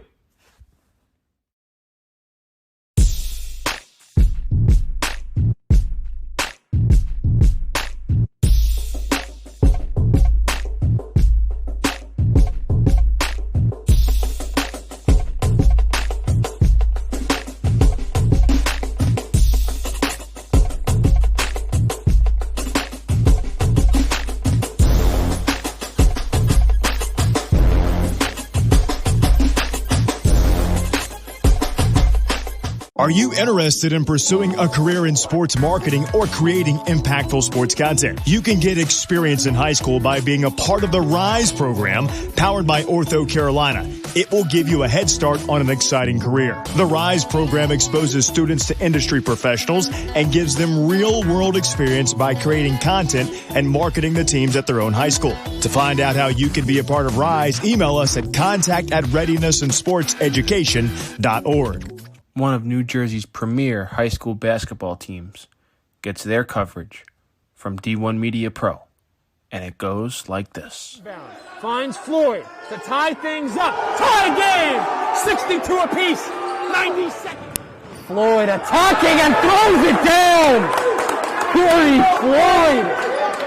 A missed opportunity down low behind the back to Bueno and 1. Lawrence with Floyd to lob it up for the slam. It's too low for Dunn. Wilcher to Floyd. Brings it in and 1 on the lob. Thought about the 3. Drives baseline. Oh, what a start for Corey Floyd. Rowdy here with Corey Floyd after a tough 6. Wilcher, 3. Got it. Simeon Wilcher is fired up. And Simeon Wilcher all alone with the flush. Here with Simeon Wilcher. And a pass taken away by Marshall. And he'll throw it down. Tosses it ahead to Valencia. Sering driving and throws it down. He can't get around and a turnover. Corey Floyd has it. Step through lane, build the basket. Cerrone here with Roselle Catholic head coach Dave Buff. Dave, you're coming up. Now it's your time to join. The North Jersey Orthopedic and Sports Medicine Institute is the preferred practice for diagnosis and orthopedic treatment in New Jersey. From the moment you become a patient in our practice, our experienced team supports you until your full recovery with education, compassion, and understanding. Our focus includes sports injuries, as well as the treatment of a broad range of orthopedic complaints, from common tendon ailments and arthritic joint pain to traumatic injuries. Our facility offers an on-site physical therapy suite.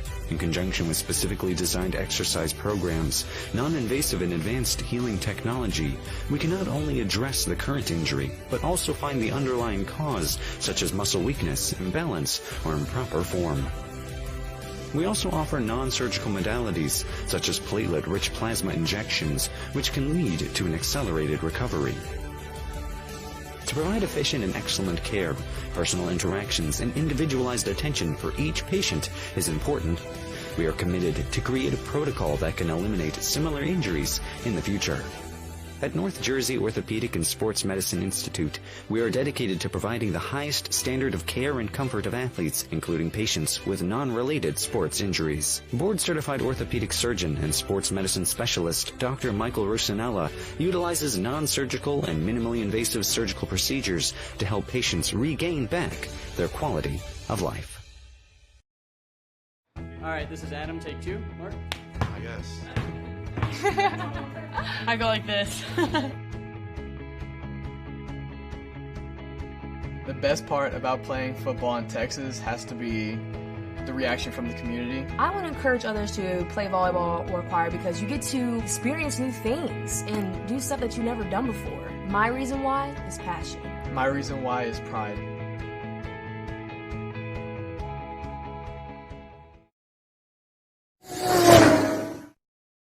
The middle, barreling towards the goal line. Baldwin is in for a Vance touchdown. Right down the middle, man.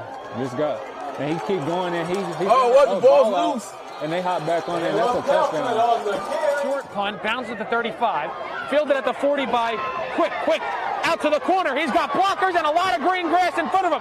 Cuts back. He's in for a touchdown. Swing pass in the flat. Gets to the corner, he's going to get in the end zone. Touchdown. Good job, block.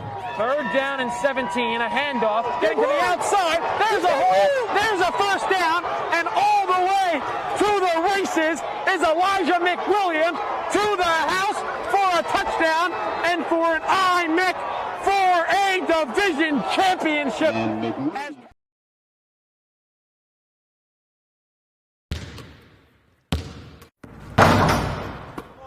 Over to Floyd, he's open, thought about the 3, drives baseline. Oh, what a start for Corey Floyd! Free throw line, tries to dump a pass off, gets intercepted. Freeman all the way to the hole. Oh, what a block by Moore! Left to play in the 4th quarter. Cromartie, 3, got it! Davis probes in the corner, 3-pointer, up and down, Brown again! His 2nd straight 3. Roselle Catholic in a hurry. Wilcher, back to Bueno. He's going to try and tie it. And he does! Oh, big shots all around! He can't get around and a turnover. Corey Floyd has it. Step through, lane, down the basket!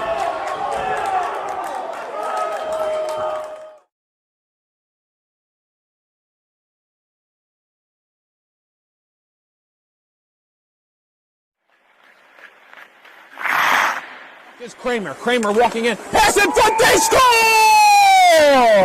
5.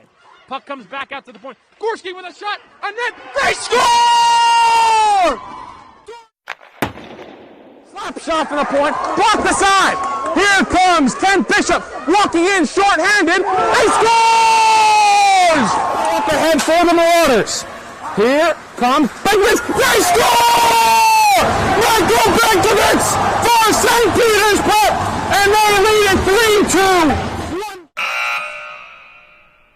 The celebration is underway. The horn sounds, and the Glen Rock Panthers are the McGinnis Cup champions. That's going to do it. The revenge tour is complete. The Don Bosco Prep Ironmen are the Gordon Cup Conference champions.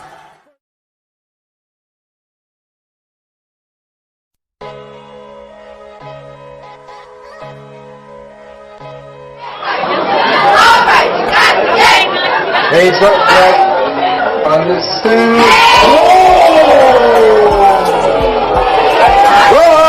Took him and defeated. Horton dribbles into the front court to Khalil Whitney. Going to the basket and the jam.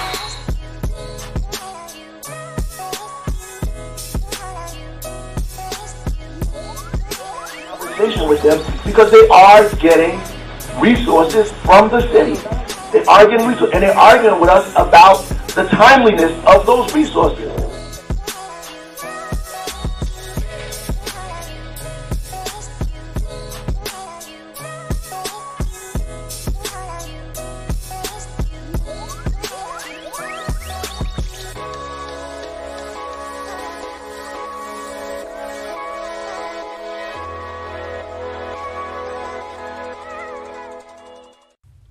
When one of the top public high school athletic programs in the state of New Jersey uses the #1 live stream in the nation.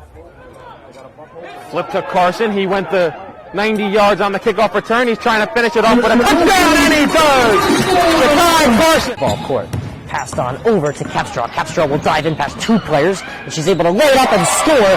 That is the 1,000-point club type of play right there. You can't ask for better than that one.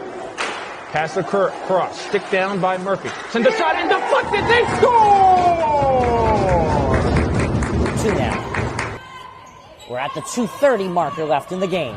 Immaculate go quickly, but it has just costed them a good play there to stay on the West Orange side. Diving in quickly is Capstraw, and she herself is leading West Orange to a comeback. 5 on it along the far corner. Tries to send it in towards goal. Has a man! What a pass, what a goal! Emma Mitchell to Gianna Festino. Short shot on goal, on post, and West Orange gets the goal, and they win. They take down the #2 ranked Seton Hall Pirates. What a thrilling game! So a free kick for West Orange. She sends it towards the net.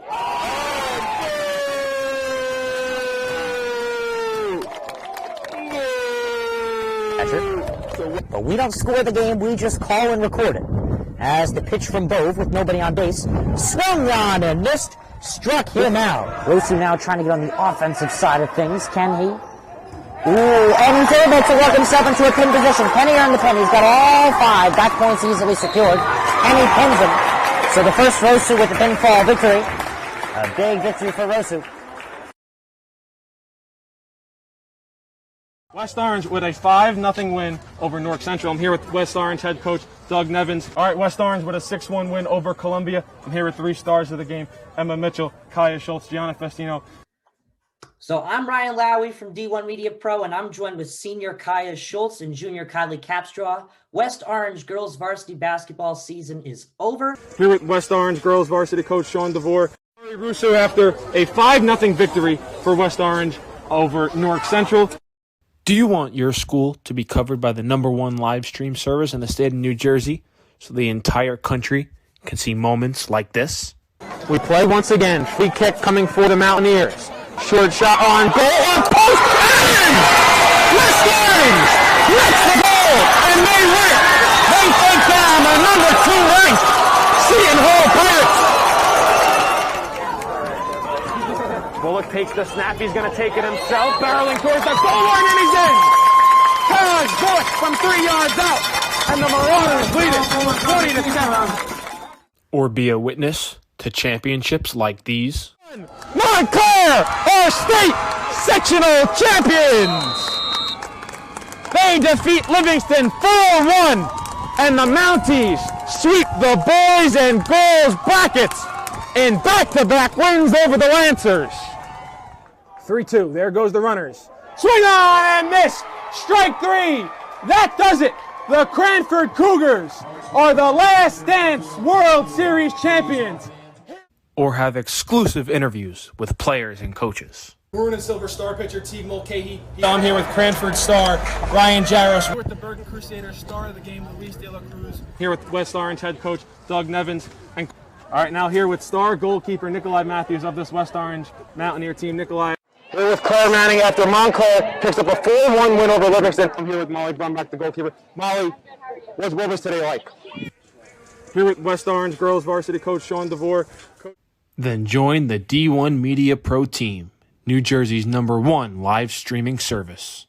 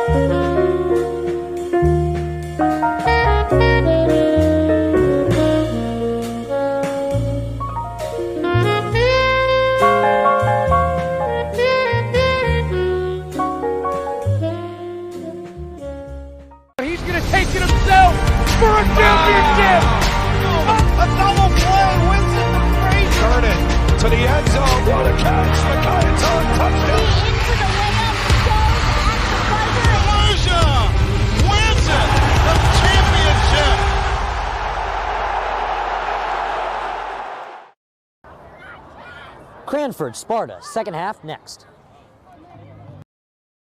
All right, this is Adam, take 2. Mark? I guess. I go like this. The best part about playing football in Texas has to be the reaction from the community. I want to encourage others to play volleyball or choir because you get to experience new things and do stuff that you've never done before. My reason why is passion. My reason why is pride.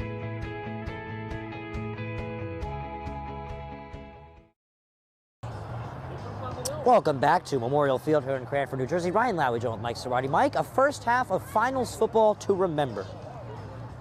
The offenses put on a show for us in the first half.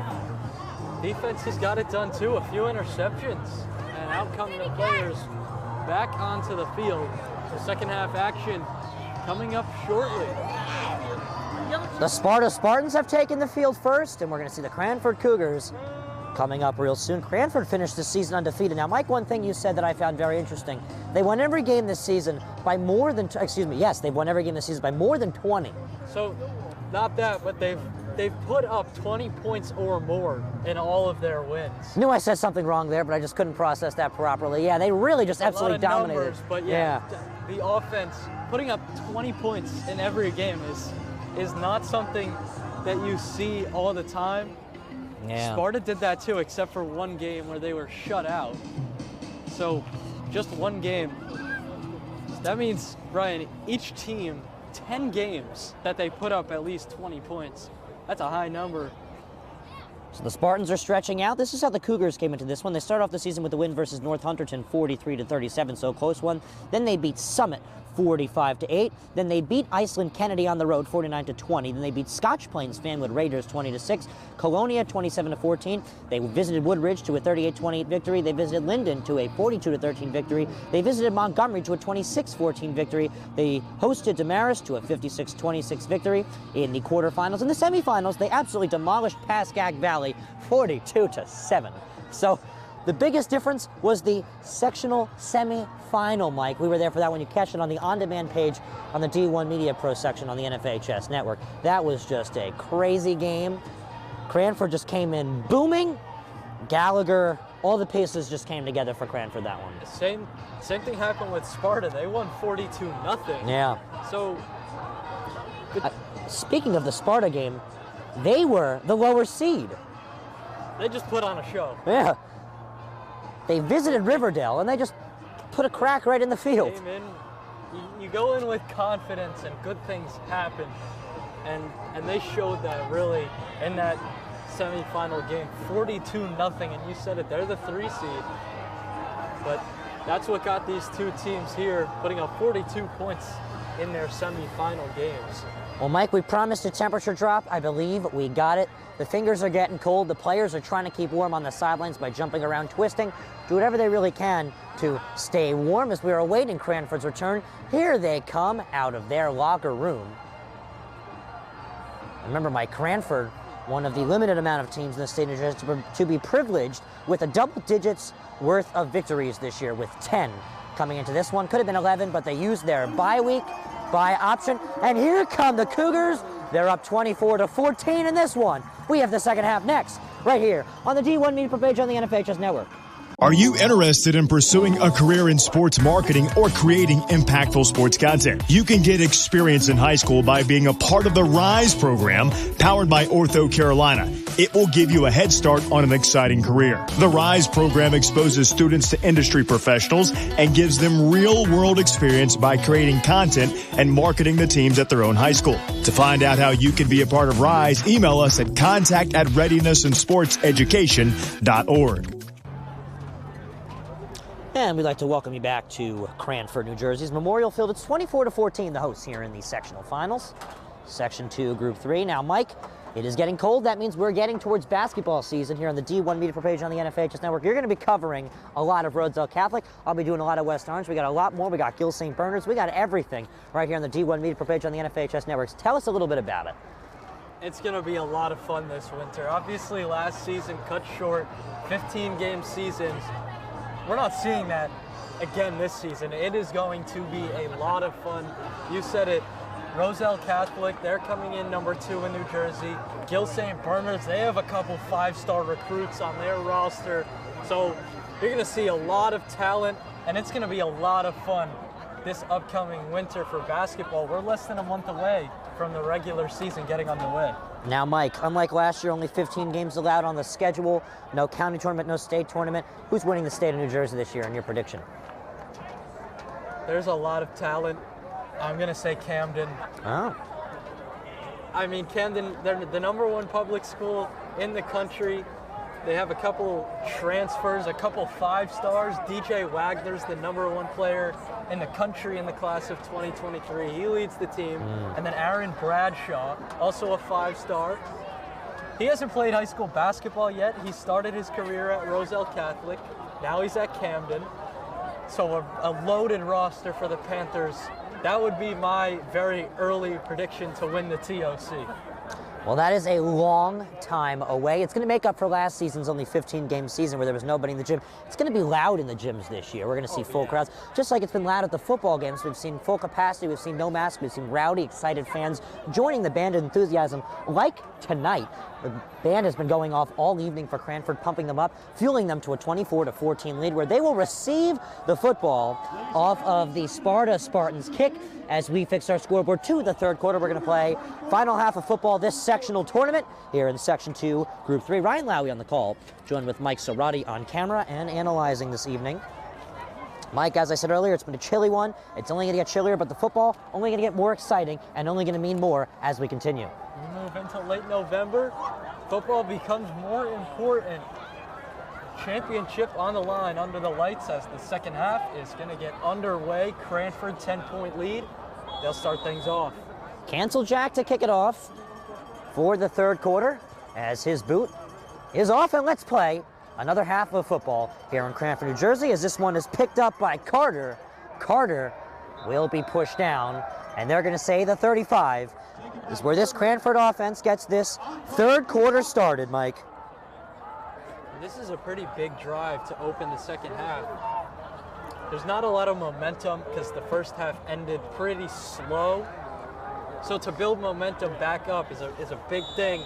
That would be great for the offense already with a 10-point lead. Ball placed dead on the 35 for the Cougars. Shotgun snap coming from Van Dam. He's going to hand it on off to Murray, who's had a phenomenal first half, and he's going to pick up just a couple in his first offensive play of the second half. They're going to make it 2nd down and 8 this evening here in the third quarter. Had some clock technical difficulties in the first half, but we are still underway and doing fine. 11:35 and a running clock. Shotgun snap coming from Van Dam. And he's going to hand it off once again to Murray. Murray finds a lane far side. He'll finally be taken down past the 40. They're going to mark him down at the 41 for third down and medium. Or we'll likely see Van Dam's first passing play of the half. Van Dam's shown off the arm. He threw a perfect ball to Will Gallagher to put Cranford on the board with a passing touchdown, as the rest was done by Murray, as they're going to give it right back to Murray, and Murray's going to get the first down. He's going to get to the 50. He's going to stand his feet past the 45. He's going to roll on out to the 35, where 2 will take him down. It's a first down, Cougars. And the bench follows. Colin Murray just doesn't want to go down. No matter where you try to tackle him or how, he's going to find a way to get out of it. He stays on his feet.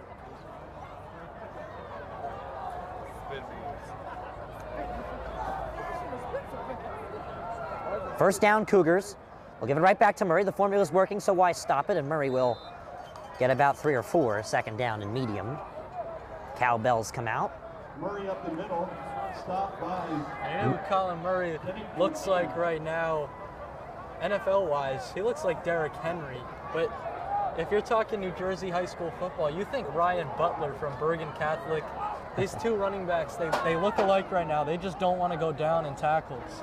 Snap handoff, surprise, surprise, it's Murray. Murray is able to, looks like, get a fringe first down. Would you give it to him? No, they're going to say it's third down and inches. Brian, they're not changing anything right now. Yeah, why would Cranford make any adjustments at this moment? They're up by 2 possessions. Their running game's dominating. Their passing game is there. I mean, it's a little chilly, a little frigid, but the gloves are still working on most occasions, as Murray is able to push through for a Cranford first down. Ring out the cowbells and move those chains. It's 6 straight run plays for Cranford to start the half. Why switch it? Colin Murray is carrying this offense down the field. They don't need to change anything up. Yeah, they know exactly what they're doing. They're securing at least another week of football and another championship to their belt. Shotgun snap now coming. Van Dam. Who else are you going to give it to? Murray? Who's still on his feet, rolls on out, uses the stiff arm to get the first down. And he finds his end after a gain of roughly 10. Murray really asserting his dominance this entire game. Now the Spartans, winners of their division this year. 2nd was Montville, 3rd Chatham, 4th Morris Hills, 5th Jefferson, 6th Parsippany, and 7th Mendham. For Cranford, same goes for them. They were winners of the division. 2nd Colonia 8-3, 3rd Woodbridge 7-3, 4th North Hunterdon 5-5, 5th Scotch Plains Famine 5-6. Linden were 6-3-6. Montgomery were number 7, as this play is going to blow dry and officially move the chains. 7th was Montgomery with a record of 3-6, and 8th was Island Kennedy with a record of 2-8. Cranford last year went 6-2, so not as successful as a season for them this year. 10 wins on top of their 6 wins last year, and no losses. How about this? Colin Murray just checked out of the game. He's popping his helmet off. So Murray comes out, and we see Luca Lamera lined up next to Murray, and Lamera gets the ball. They're going to stick with the running game and change the runner. Down him at the 6. Stopped by number 6, Kevin Struble. Struble on the tackle with 8 minutes left to go. Mike, it's been a smooth running 3rd quarter so far. And here's Murray on the bench right now. That is not a good sign for Cranford. He has been dominant tonight. Well, Mike, it is a good thing there's 7 days in between games in football, because if this was soccer and you're playing 2 or 3 days later, you'd be a little concerned your best player is not playing right now, as there's a handoff, and they're going to say just a couple were given for 3rd down. Now, as I was saying, soccer-wise, Mike, you go to Westfield High School. Unofficial state final coming up. Really a group final, but state final, you call it? Yeah, the girls' soccer team, they're ranked number 2 in the state. Westfield. Number 1 is Freehold. Those 2 are going to meet on Sunday. That's going to be a thriller and a barn burner. State champions for the boys, the Seton Hall Prep Pirates. They took down their rivals of Del Barton at Kane University. Always fun when those two teams meet in any sport. Seton Hall Prep are the victors of that one in both football and soccer this year. As we see a Cougars touchdown, Van Dam does it himself.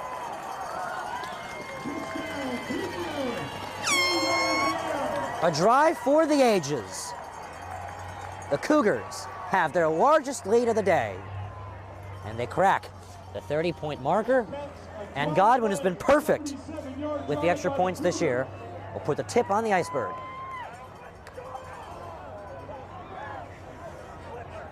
And off a good snap. And a shanked kick. It doesn't matter, though, because it just squeezes through. The Cougars take a 31-14 lead. We'll be back. D1 Media per page on the NFHS Network. Right up the middle, barreling towards the goal line. Baldwin is in for a Vance touchdown. Right down the middle, man. Just got, and he keep going, and he the ball's loose. And they hop back on it, and that's a touchdown. Short punt, bounces at the 35, fielded at the 40 by Quick, out to the corner. He's got blockers and a lot of green grass in front of him. Cuts back, he's in for a touchdown. Swing pass in the flat. If he gets to the corner, he's going to get the end zone.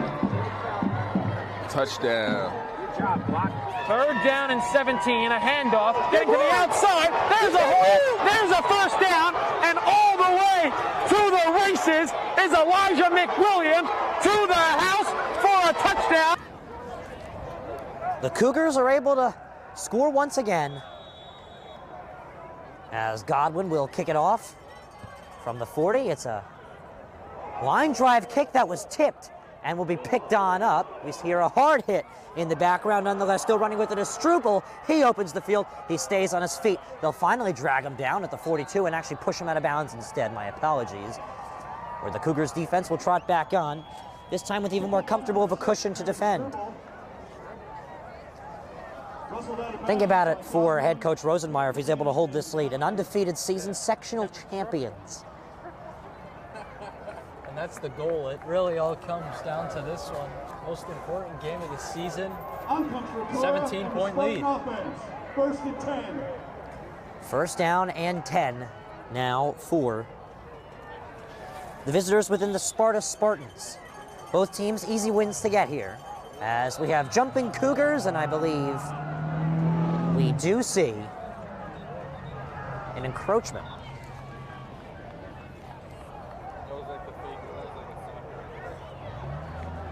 And actually, we saw a flop right there. I don't know if you saw that, Mike, from Billy Quinn. He went down. Right tackle position. Yeah. He went flying. A little unnecessary, but you got to sell it.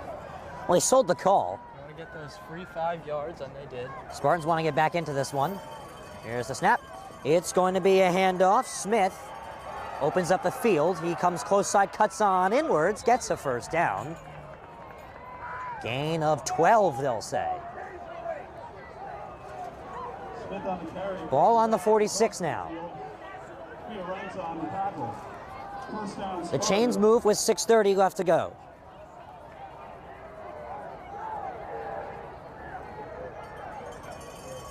Here's the snap. There's the throw to Smith. Wide receiver screen. Nobody to block as he'll be dragged down after just a gain of 1.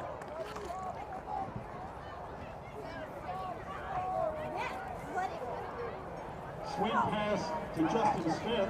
So Smith does not gain much on the throw from Austin Fertura, the 6'1", 195 quarterback. Junior. Now Fertura has been the starting quarterback for the Spartans the past 3 years. It's quite an accomplishment. Freshman starting quarterback on a team this good. He rolls on out, guns one down the field.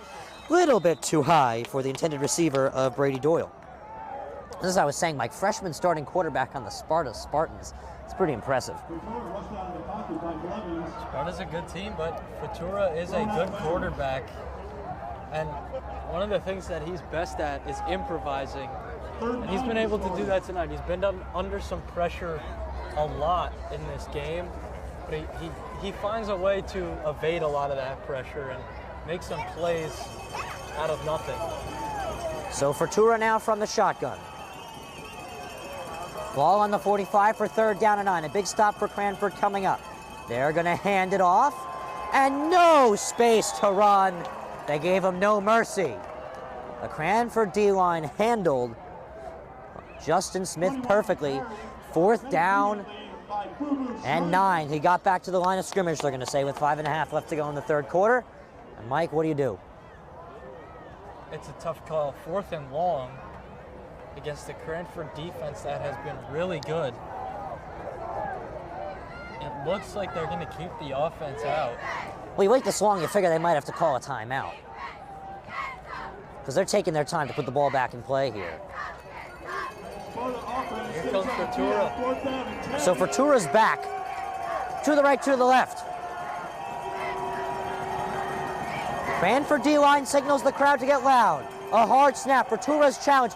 Guns one down the field. Where it is intercepted once again. Luca Lamera, the party spoiler.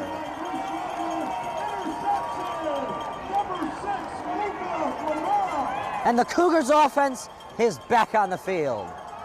A huge pick by Luca Lamera. So now it's a clock game. 17-point lead getting into the late stages of the 3rd quarter. Cranford football.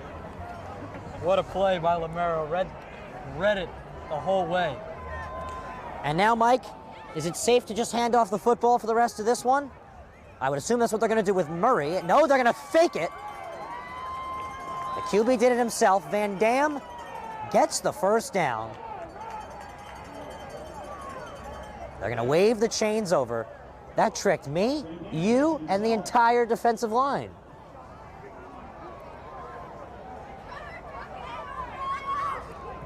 So Rosenmeyer to Van Dam right now, I'm thinking just keep running the football. They don't have to do anything else. Yeah. Murray's back on the field. He's been amazing. Here's the snap. They're going to hand it off. Murray will get about 4. 2nd down. And Mike, as you said, it's a clock game now. 4 minutes, burn this 3rd quarter, go into the 4th up by at least 17, maybe even more. Yeah, you do not have to do too much if you're Cranford. Don't force anything, and you will have a good chance to come away with a win. Van Dam now. From the shotgun, he's going to hand it off. Actually, he's going to fake the handoff, and he's going to throw it far side. It's complete. We're going to see flags as pushed out of bounds is Jake Carter. And we're going to wait to see what the result of this call is.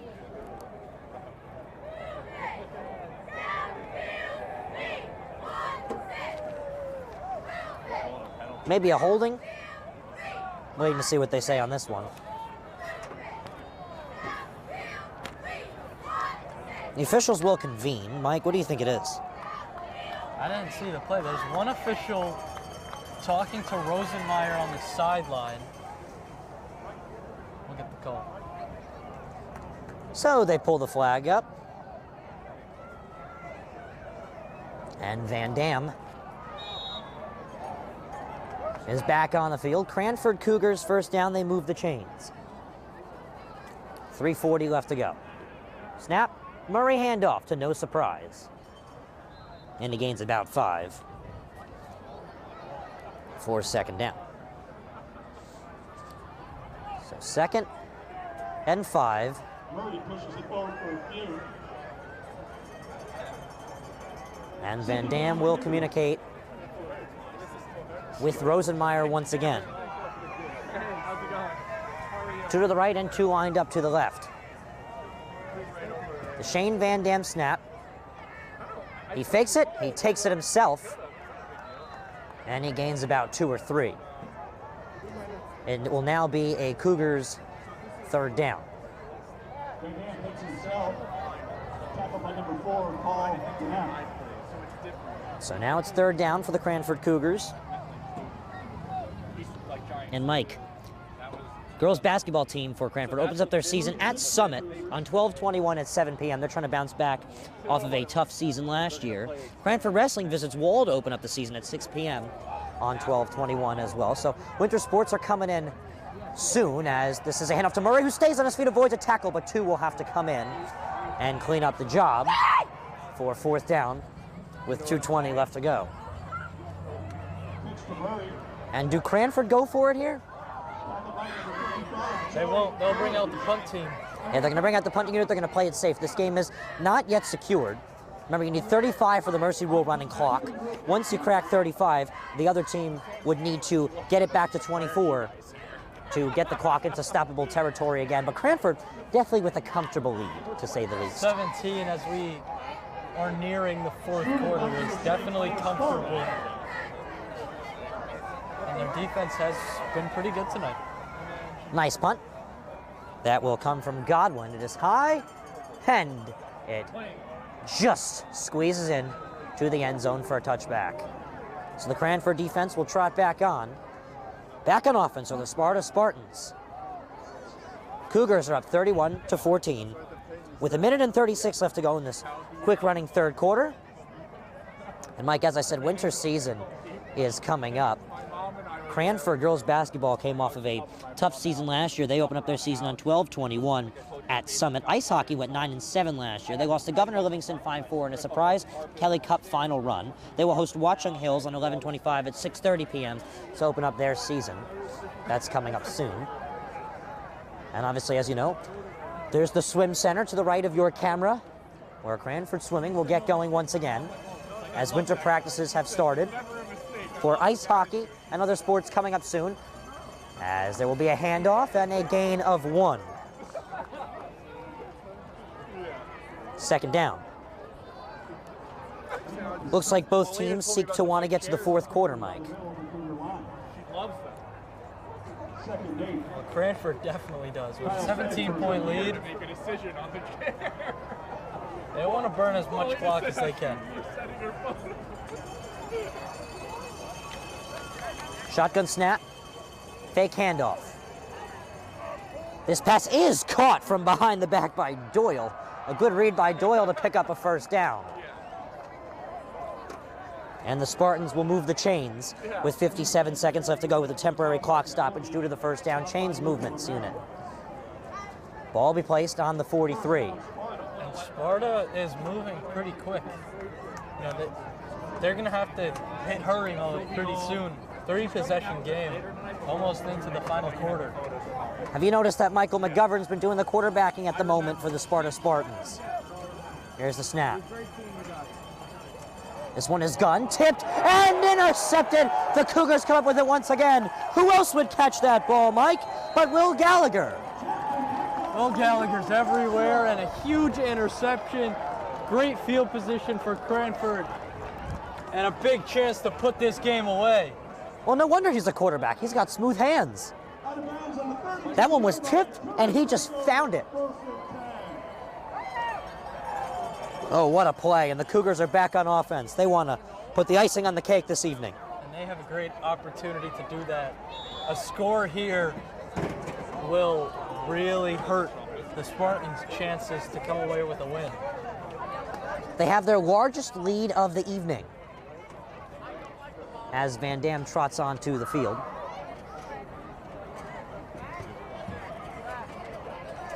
Cranford will start from the Spartans 32. It will be a handoff. And Murray gets about 6. He's Murray with a plus sign. He never really loses yardage. He always fights his way back to the line of scrimmage when challenged, and he always finds lanes. Only been a couple of plays all game long that Sparta's been able to even challenge him, and he seems to spin out of just about every tackle until there are a couple defenders. Murray and Van Dam, Will Gallagher, a bunch of the names that are helping Cranford move into this 4th quarter with the lead, and possibly, if they can hold it, this next and final quarter of this section, a sectional championship. Stay tuned on the D1 Meet Per page on the NFHS Network.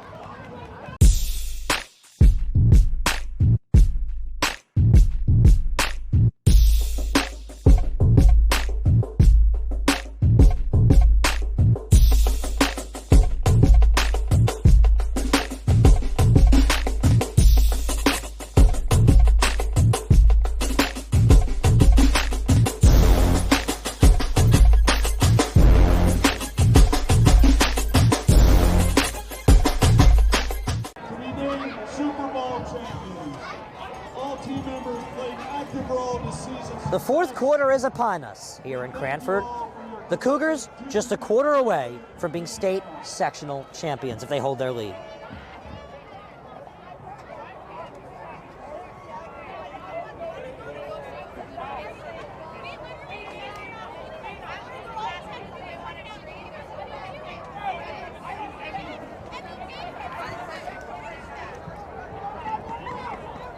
So off the interception, the Cougars have the football in attacking territory. The 26, they place the ball.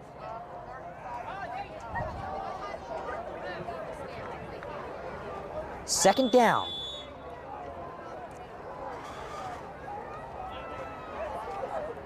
And this fourth quarter starts now. It's going to be a handoff with open space. Murray will be dragged down with a comfortable first down. He's in the red zone. Now Cranford has seen their fair share of moments in the red zone.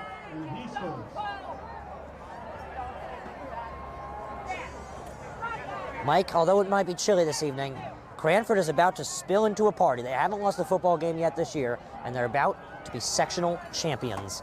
A huge feat for their school. Yes, here's the snap, and a handoff. Murray. At the 10, he goes down. Just 11 and a half more minutes of football. If the Sparta Spartans don't turn it around, this will be the completion of another strong season in their school's history. Now, fun fact, they've made it to the finals 5 years in a row, and the semifinals 6 years in a row, earlier in the 2000s. They've won a couple sectional finals, but it's been quite a while since then. Here's the snap, and it's going to be a handoff, and falling to a knee before being taken down and gaining about 1.5 yards, and flags fly high. That's going against Sparta. There was some late hitting and unsportsmanlike conduct at the end of that play against the defense. Yeah, the Spartans not really putting themselves in a good position here this fourth quarter to come back, as this is going to be the last of it for them this year. Cranford getting dangerously close to that mercy rule running clock. Remember, it's 33. So those are offsetting penalties. There was some unsportsmanlike conduct from both teams. Yeah, 2 dead ball fouls equal nothing, especially when both of them are the opposing teams on each other. So Cranford, third down, deep into Sparta territory. They're inside the 10-yard line. Van Dam from the shotgun where he's been all game and all season. He decides to take it himself. He's in past the 5, the 3, the 2, and they will mark him down there.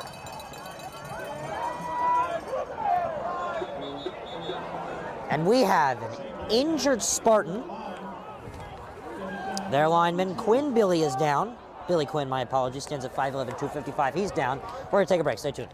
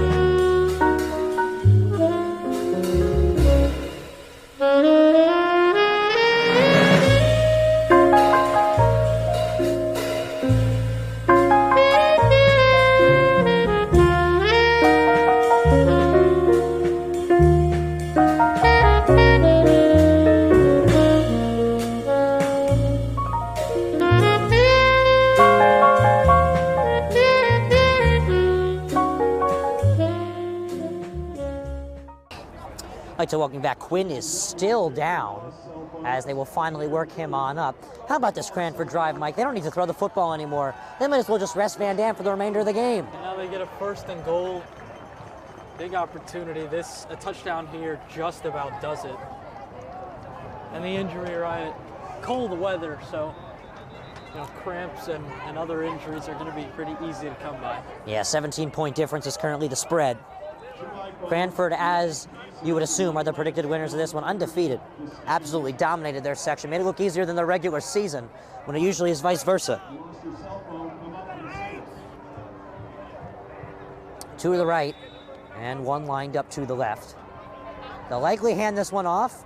No, they won't, because Van Dam will take it himself into the end zone for a Cougars touchdown.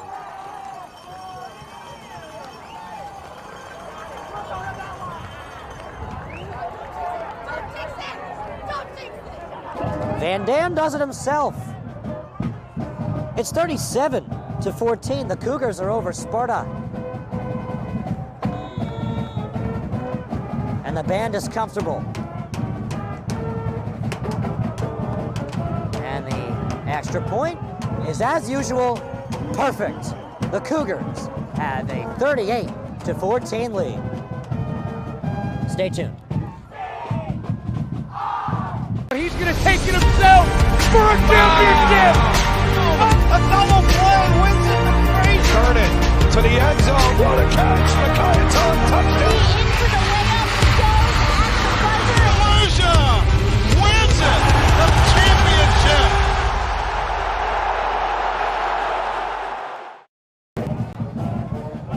Fourth quarter action here on the D1 Media page on the NFHS Network. It's 38-14. It's all Cranford this evening.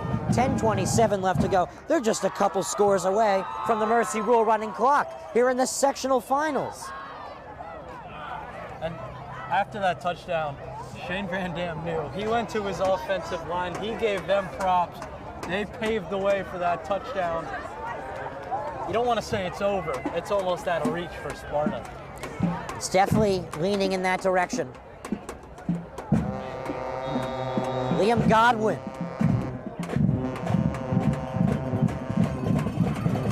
Will boot it off.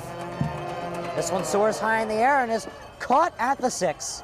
The Spartans will return it past the 30 and to the 38. Cranford thinks they have the football. Hold on a minute. Yes, they do. Yes, they do. Every single play, they end up with the football. Just over 10 minutes to go. It's almost over. Cranford gets the ball back. It is a game of time now. A big lead. And Cranford knows. Ladies and gentlemen, drawing of the fifth. And as Cranford knows, Cranford grows. They keep scoring. 10-16 until they become North 2 Group 3 champions. And it is in sight now for Cranford. It's really leaning in that direction of victory for them. 9:02 p.m. Eastern time. We felt this is a slow-moving game in the first half. Now we're just cruising through the second half. As here's the snap, handoff. We're going to see a different runner this time, as on his feet is Luca Lamera, a baseball swinger. Yeah, Lamera is the catcher for the baseball team. So you've seen a lot of these baseball players get involved tonight. Van Dam, Gallagher, Lamera, Carter. They're doing it all. So Van Dam and Rosenmeyer will talk it over. I'd like to thank the Cranford Cougars District Superintendent Dr. Scott Rubin, the school principal Mark Cantagalo, the athletic director Darren Torsone, the athletic secretary Lori Zolo, and the head athletic trainer Dmitry Shervinsky. Congratulations, we have a winner. Shane Van Dam is still out there quarterbacking. Comfortable lead for the Cougars. Fake handoff, he'll do it himself. He cuts through the D-line and finally gets chopped down for a gain of a few. Now I'd like to thank the Spartans, all of their administrators who made this possible. District Superintendent Matthew Beck, school principal and athletic director Dr. Edward Lazara. The head athletic trainer is Haley Anderson. That's for the Spartans. Spartans came into this one with a record of 8-3, a very solid record. Cranford haven't lost a game coming into this one, Mike. It's really just been a fun season for them, a brilliant ride for them.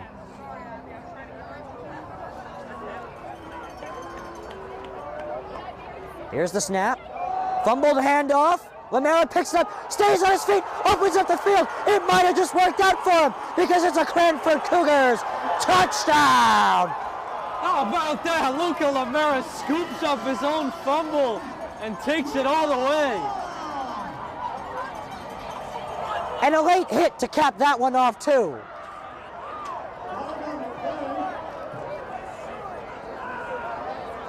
So they haven't adjusted the scoreboard here. We adjusted ours for you. The only thing I'm possibly thinking here is that maybe there was a penalty during the play as well, but there was definitely an after the play penalty, a dead ball personal foul and a late hit. Luca Lamera just making magic happen. The connection was not there. Couldn't hang on to the handoff, but he picks it up off the ground, takes it all the way. So they changed the scoreboard here. The Cougars have a 44-14, 30-point difference. They're going to make that spread 31 with 9:01 left to go. The snap is a little high, but nonetheless, the kick is just beautiful. And the Cougars have a 45-14 lead. This is what Cranford baseball looks like over the spring. Now it's what Cranford football has over the fall. Baseball should watch out because this might just become a football town after tonight. Move to 11-0 with this win, assuming nothing miraculous happens for Sparta, and they'll be North Jersey Section 2 Group 3 champions with this dominant outing that just got a little better with that Luca Lamera run. Yeah, they know what they're doing. A second over 9 minutes left to go here in the fourth quarter. It's just been that kind of second half for Cranford. Just hand off the ball, maybe sneak it yourself if you're Shane Van Dam, and that will do the job. The Cougars just want to keep playing football week after week. They're going to advance to the group tournament.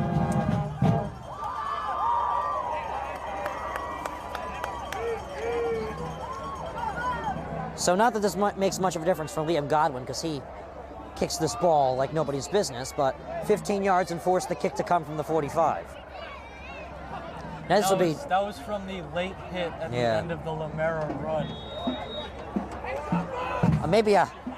Maybe a purpose fumble there. You know, he made it work. He made it look like it was, you know, on purpose there, and it was part of the play. As this kick is easily booted into the end zone for a touchback. I mean, you saw that. Lamera drops it, he picks it up, he laughs, and he runs into the end zone with an open lane. He fooled the entire Spartans defense there. I don't think he meant to do it. No, he definitely didn't mean to do it. It fell right into his hands, picked it up, and went the distance. It's just things are starting to go right for Cranford. And on top of that, they had a lead. Everything is working for them. They have Sparta pinned on their own 20 with 9 minutes left to go in the fourth quarter. They're in the 40s. They're going to continue that streak of scoring more than 20 points per game. It's a handoff here. Smith gains a few. The Cranford Cougars are just itching that sectional plaque. Ryan, something else you saw in that Lamera run, not only did he just somehow pick it up and take it, the fact that he picked up his own fumble. The offensive line did not allow anyone through to get a chance to get it. So he drops the handoff, then he picks it up because no one else is even there to get it. Gain of 5 on the flag. Looks like a offside on the defense. A jump start on their line. 8:20 left to go, 2nd and 8. Off the penalty, 2nd and 3. Fake handoff. Thrown down the field and caught. Pass secured by Kevin Struble for a first down. A good Spartan play right there by Struble. Excellently caught bullet pass there. Thrown just brilliantly. 04 69 64 04. 8:07 left to go.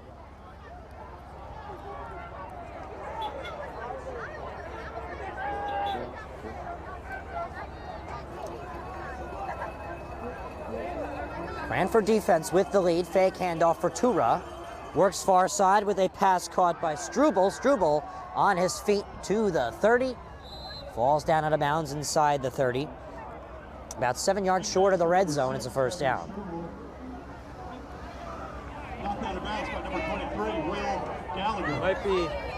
too little too late here for Sparta, but a nice drive that they've worked up through the air. So Sparta trying to make something happen here. Hand off Smith, and he's dragged down immediately. That'll do no jobs. Second down, and 9, they're gonna give him 1. So 2nd and 9 now for this Sparta offense, who went 5-2 last season, and they went 9-2 the year prior, losing to West Essex in the semifinals. Obviously different bracket look this year as Smith is met down after a gain of just 2. Cranford will drag him all the way back and hammer him down to the ground.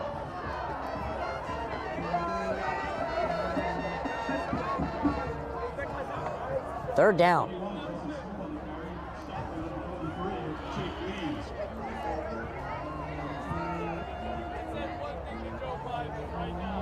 .7:05 now left to go in this one, until Cranford are sectional champions. What a sports school this has become, Mike.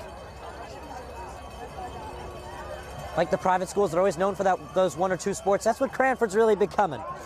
As there's a pass to Den Mead, who is met down for a first. No, you don't know. 6:42 left to go. Here in this one, Braden Doyle on the catch. 6.5 left to go, 1st and 10.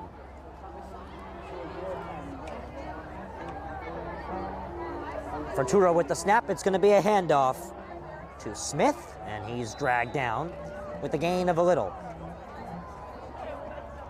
Smith on the carry, stopped by. Now, Mike, what is Cranford thinking coming into this group tournament next week against an unknown opponent? Yeah, just keep it going, keep riding. They don't have to change much from their game plan. It's really working. Both sides of the ball were really good tonight. Yeah, they're well ahead of the program, if you ask me. Forturo. And Smith is the combo, as there is flags once again. And the head official says it was on the defense, 5-yard penalty. As the Cranford band kicks back into gear. It's really crowded here. Cranford is here to support their team. And we know that they were going to come out and support. Mike, put this Cranford team against a private school. What do you think?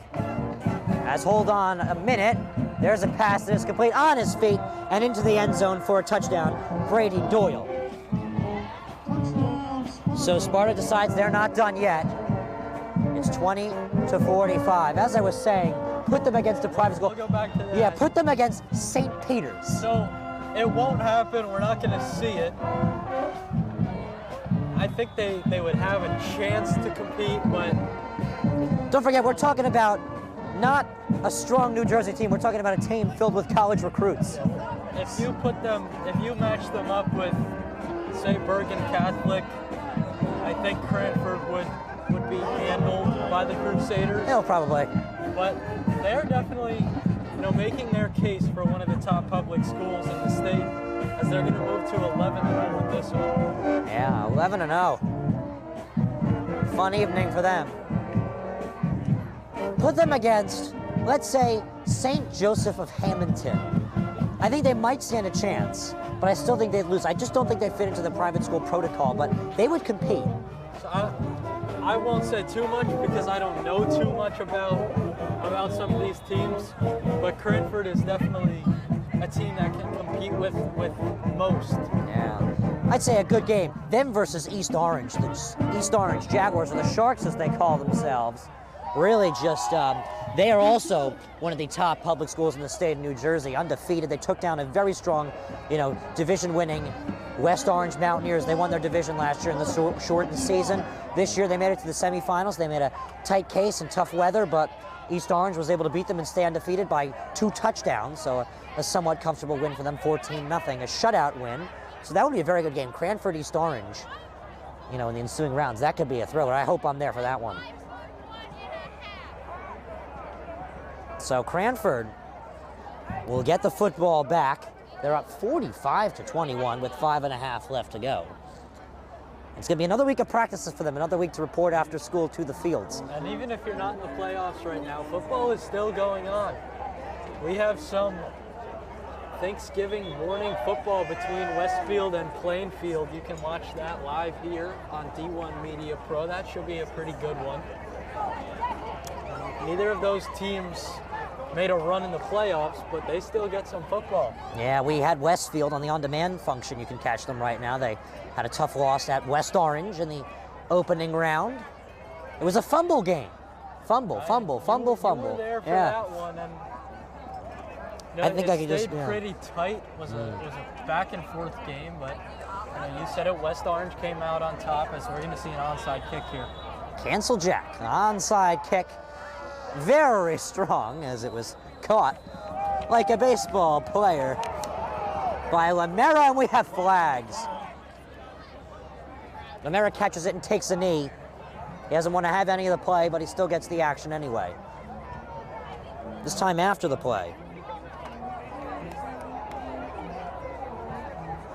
Now I'm very curious, Mike, what do you think's coming out of this one? Late hit? Yeah, definitely some unnecessary contact. Officials are talking it over. Van Dam is very upset right now. And you don't need to do this. Obviously emotions are going to run high in a championship atmosphere, but the win is just about secured, so you don't have to get too involved. You just want to run off the clock and become sectional champs.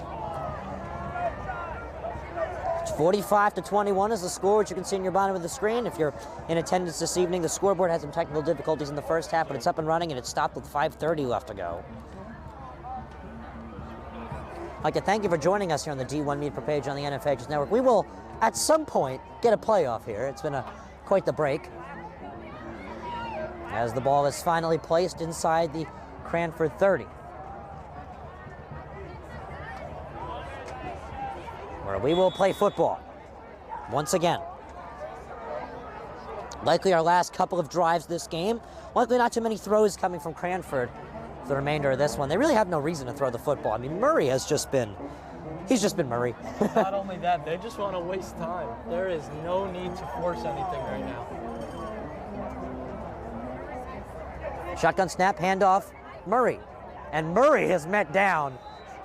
A little tardy to the party. A little tardy to the party was the Spartans defense right there.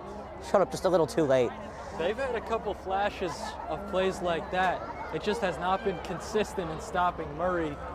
That's a tough task. So 5 minutes left to go on the clock. Shotgun snap coming. Murray cuts in. He gets the yard or two loss back. Maybe he'll get another yard or two. It will be third down. 4:45 left to go.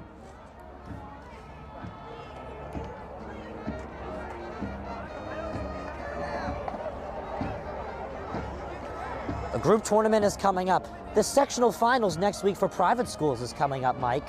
St. Peter's. They're having quite the run at the moment. I'm expecting Bergen Catholic. Oh, I think everyone is. I think everyone is. It's going to be a great game. Bouncing off of St. Peter's Seton Hall handoff. How about Seton Hall Prep? We have covered a lot of their games here on D1 Media Pro. They shot up the state rankings. They were really impressive. And they were looking towards an undefeated season. They had that loss to St. Peter's in, I believe, double overtime on a Philly special. Oh, yep, I was there for that one. I was the cameraman, and I had to say it was quite hot. It was the last hot football game I was at, because it's been absolutely freezing and frigid temperatures these past couple Fridays, as this is a high kick that finds a neutral bounce at the 41, where it will be touched down, which is where the Spartans will take over with the football, down by a surmountable amount. And Mike, as we were talking about Seton Hall Prep St. Peter's, those two teams met each other again in the playoffs, and it was another great game. And St. Peter's Prep just barely squeaked by once again. Yeah, two really good teams there. For Seton Hall Prep, it was really the quarterback Jaden Craig, who's headed to Harvard. He really led the team, but they had pieces then. That's why they were one of the top teams. So as Sweet Caroline is played by the band, the ball is gunned down the field and intercepted. I've said that a lot today. Liam Godwin reads that one like a wide receiver. That does it. No, that's just late minute heave for Sparta. And that'll wrap it up. All Cranford has to do is burn the clock. Yeah. They'll be sectional champions. And Mike, it's an appropriate time to play Sweet Caroline. They're about to storm the field. Another easy win. This time a plaque comes with it. They'll be happy walking around school seeing that beautiful thing. So Van Dan trots back into the huddle. This will be a lot of seniors' last ever sectional games of their career. They move on to the group tournament. As you said, we got Thanksgiving football here in the D1 page on the NFH Network. We got the next round of football. Plenty more football left to be played. This, I guess you should say winter at this point, in frigid temperatures, but we're still going as the whistle blows, and we have a Cranford Cougars timeout. And the Cougars would like to talk this one over. And we were saying winter sports are starting up. Hockey. Oh, hockey. We're almost there. The hockey preseason has already started.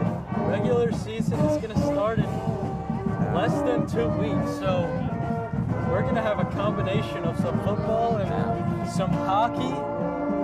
There's still volleyball to be played. Oh, right. Tell us a little bit about that this weekend. Tournament of Champions semifinals will be played tomorrow at Franklin High School. Games at 2 o'clock and 3:30. Should be pretty good. And then that championship will be on Sunday. Do you know I played a little bit of volleyball, Mike? I was the libero for a year, and I said, this isn't my sport. Hand off, and he'll be dragged down. What are some games we got going on tomorrow?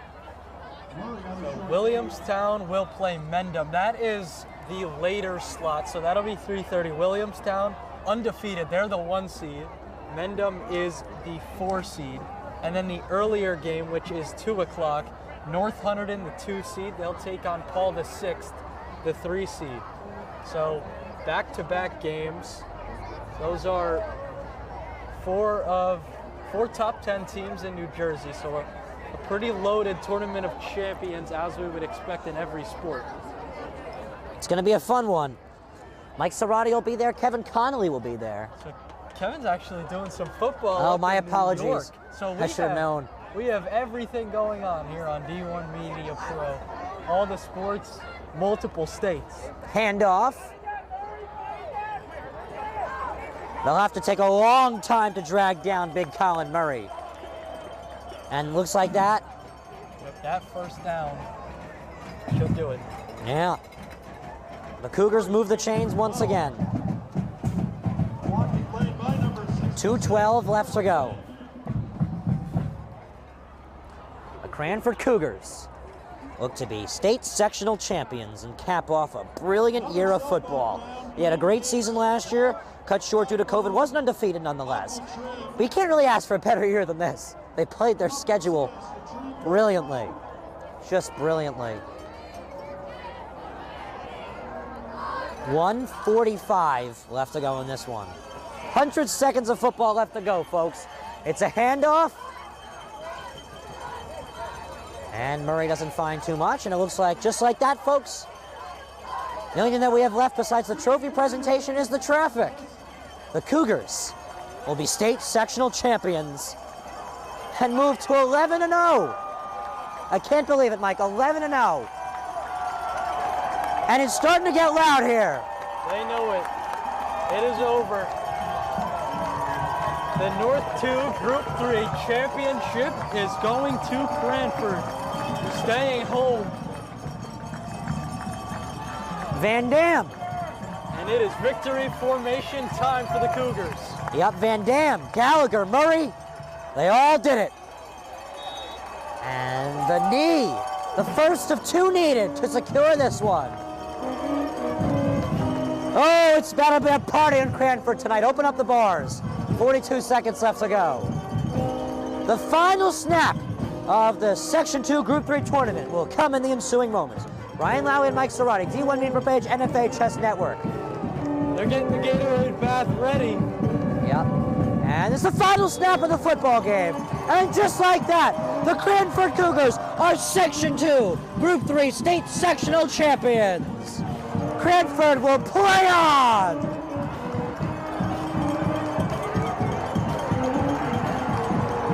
Bring it home, Cranford!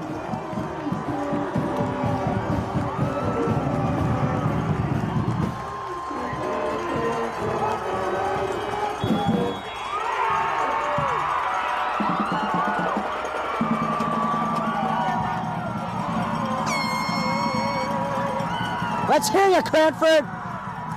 2021 State Sectional Champions Section 2 Group 3 bracket is complete, and the Cougars won it in style. Destroyed Pascack Valley to get here, and they destroyed Sparta to win here. Mike, your reaction? The undefeated season continues for Cranford in dominant fashion. No signs of slowing down all night long, and it continues, and Cranford comes out on top. Well, with every end of a football game at the high school level especially, we do the handshake. And Mike, a lot of good plays this game, a lot of good players we saw this game on both sides. We saw a lot of scoring. As you said, it was a shootout. Was your player of the game Murray? Because that was mine. Colin Murray did everything for Cranford. There was no stopping the running back. Every tackle, he got out of it. Colin Murray is the player of the game for sure. It almost reminds me of being in Texas with these college football games, seeing the students run onto the field. The enthusiasm all season. I mean, we were here for a couple games this year. They always pack this stadium, always. And you're here for baseball. They love their baseball. This is a true sports school. This is a true championship school. Last Dance State champions, football sectional champions 2 years later.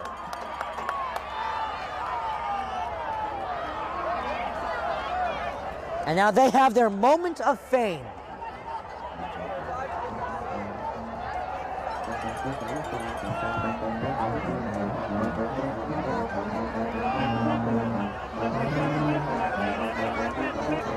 Mike, as you said, we have volleyball tomorrow coming up. And we got football in New York, Stony Brook. We got a lot more coming up this winter. That includes possibly Cranford football. They move on to the Tournament of Champions. Actually, my apologies, the group tournament. A big win for them this evening. And they did it in style, too. It was close for the duration of the first half. We even saw Sparta in the lead for a while, but they just couldn't hold on to that lead. And Cranford pulled away with it after being back in the driver's seat.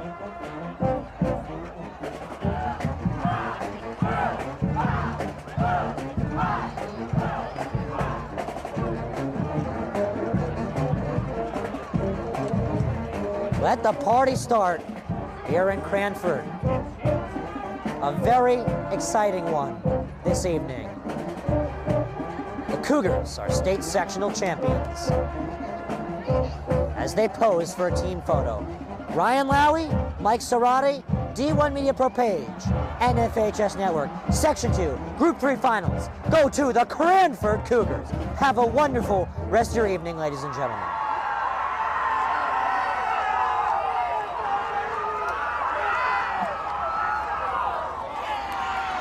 He's going to take it himself for a championship. A double play wins it for Frazier. Turn it to the end zone. What a catch. Touchdown.